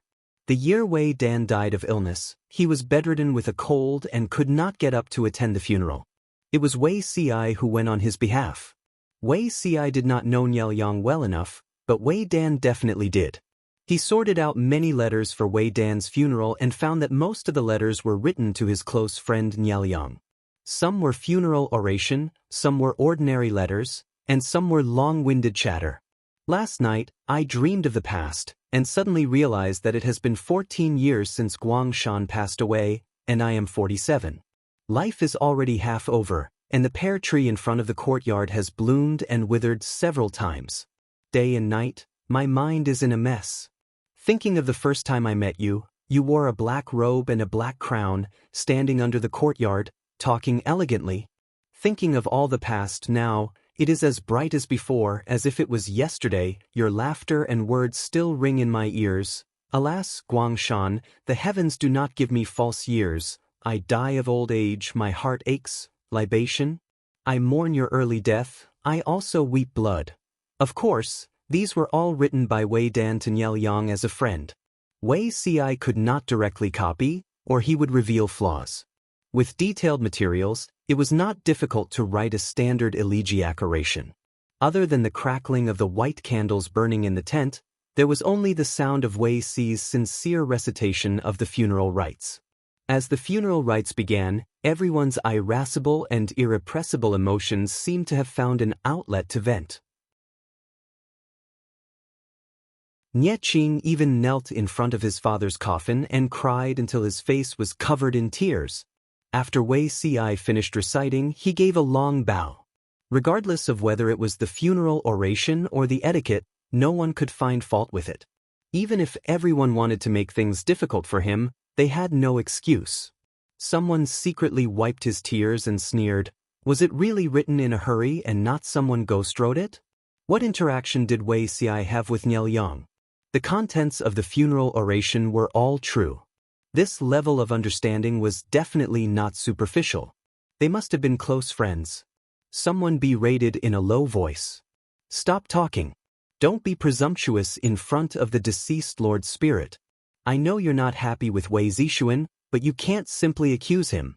After Wei Ci entered the tent, his every move was under our eyes. Did the two brothers communicate at all? Not only did they not communicate, but Wei Ci did not even look at Wei Ci once, let alone act as his gunman. Kneeling in front of the spirit, Nie Qing wiped his tears. It took him a while to calm his sorrowful mood. He asked Wei Ci in a hoarse voice, "Does your lord have any instructions?" Before Nielyang passed away due to illness, out of consideration of morality and benevolence, Jiang Pingji could not mobilize troops before the 7th day of his death. Otherwise, she would be nailed to history and be reviled. No matter how great the hatred was, according to the tradition of the deceased, no matter how big the matter was, it had to be moved to the end of the funeral. Wei Ci said, "My lord instructed me to come here to pay my respects. My every move must be respectful and not the slightest bit negligent or rude." Nie Qing sneered and ignored Wei Ci's Tai Chi excuse. "What else?" Wei Ci said, "Stop fighting for now. Young Langjun, help the spirit back." Nie Qing did not speak, but Wei Ci said, "Regarding the matter of helping the spirit, the young lord has his own plans. There's no need for an outsider to help him plan. The Duke of Lanting is willing to send Zixiao to pay his respects. Whether it's sincere or not, he's up to no good. He's taking advantage of the fact that there's no one in the Nie family. After 7 days, let the Duke of Lanting wait. The enmity of the late lord's death can't be let go just like that. Please pass on these words, Zixiao." Wei Ci sighed and stood up. He knew that such a situation would happen. In his previous life, Nielyang died early and his elder brother died of depression. Naturally, the two brothers had no conflicts and had always been respectful. This life was different. Nielyang walked to the front of the stage and Wei Ci assisted from the side. Nielyang's death had something to do with his lord, so the relationship between the two brothers became tense. However, Wei Ci did not regret it. They were still brothers, but they had different standpoints. "I will pass on every word to the lord." Wei Ci glanced at Wei Ci out of the corner of his eye. His eyes were surging with complicated emotions that outsiders could not understand. Wei Ci said in a low voice, "Brother, why do you have to do this?" Nie Liang had just died. The internal strife in the Nie family was fierce. More than 200,000 troops squatted at Zhanjiang Pass and fought to the death. If the power in the rear changed and their rations were cut off, Wei Ci and the others would be in a desperate situation. Don't think that the Nie family and the others couldn't do it. What couldn't those people do? Wei Ci asked him, "Judge others by yourself. If the person lying in the coffin today was the Duke of Lanting, you would know why." Wei Ci was speechless and could only choose to remain silent. "Brother, take care." Before Wei Ci left, he glanced at Nie Liang lying in the coffin. After bidding farewell to Nie Qing, he turned and left. Seeing Wei Ci leave, everyone held their breath and almost couldn't breathe. Nie Qing said, "Father-in-law, what should we do now?" Wei Ci was a step behind and followed beside Nie Qing. He said calmly, "The late lord made thorough arrangements when he was alive. Young lord, don't worry. The obstacles in Nie Qing's path would be swept clean." The days of keeping vigil were tough. The white banners and mourning cloaks fluttered in the wind. The originally unstable morale of the soldiers had been stabilized by Nie Liang's death. Wei Ci continued to use his methods. Not only did the soldiers not lose their will to fight, but they were determined to fight to the death because of their grief. Because Nie Qing had lost his father, he had eaten very little for several days. He looked pale and weak, and he had suffered a lot. Nie Yang could only persuade him to eat a little. If he didn't eat, Nie Yang would accompany him silently. Sigh. Looking at Nie Qing's back, which was unsteady on his knees, Nie Yang sighed in his heart. This Nie Liang is really ruthless. He even hid it from his son. In reality, there were only two people who knew that Nie Liang was still alive. One was Wei Ci, and the other was Fan Qin. Both of them were old foxes. During the vigil, the two of them cried bitterly, as if their father had died. The system laughed coldly. They wait for people like you who are ambitious and can't hold back. Nie Yang secretly glanced at Wei Ci's tent. Does he really not have many days left? You're tuning in to the Wang Lin's Journey YouTube channel. Don't forget to subscribe and join us on this journey to catch the most captivating stories.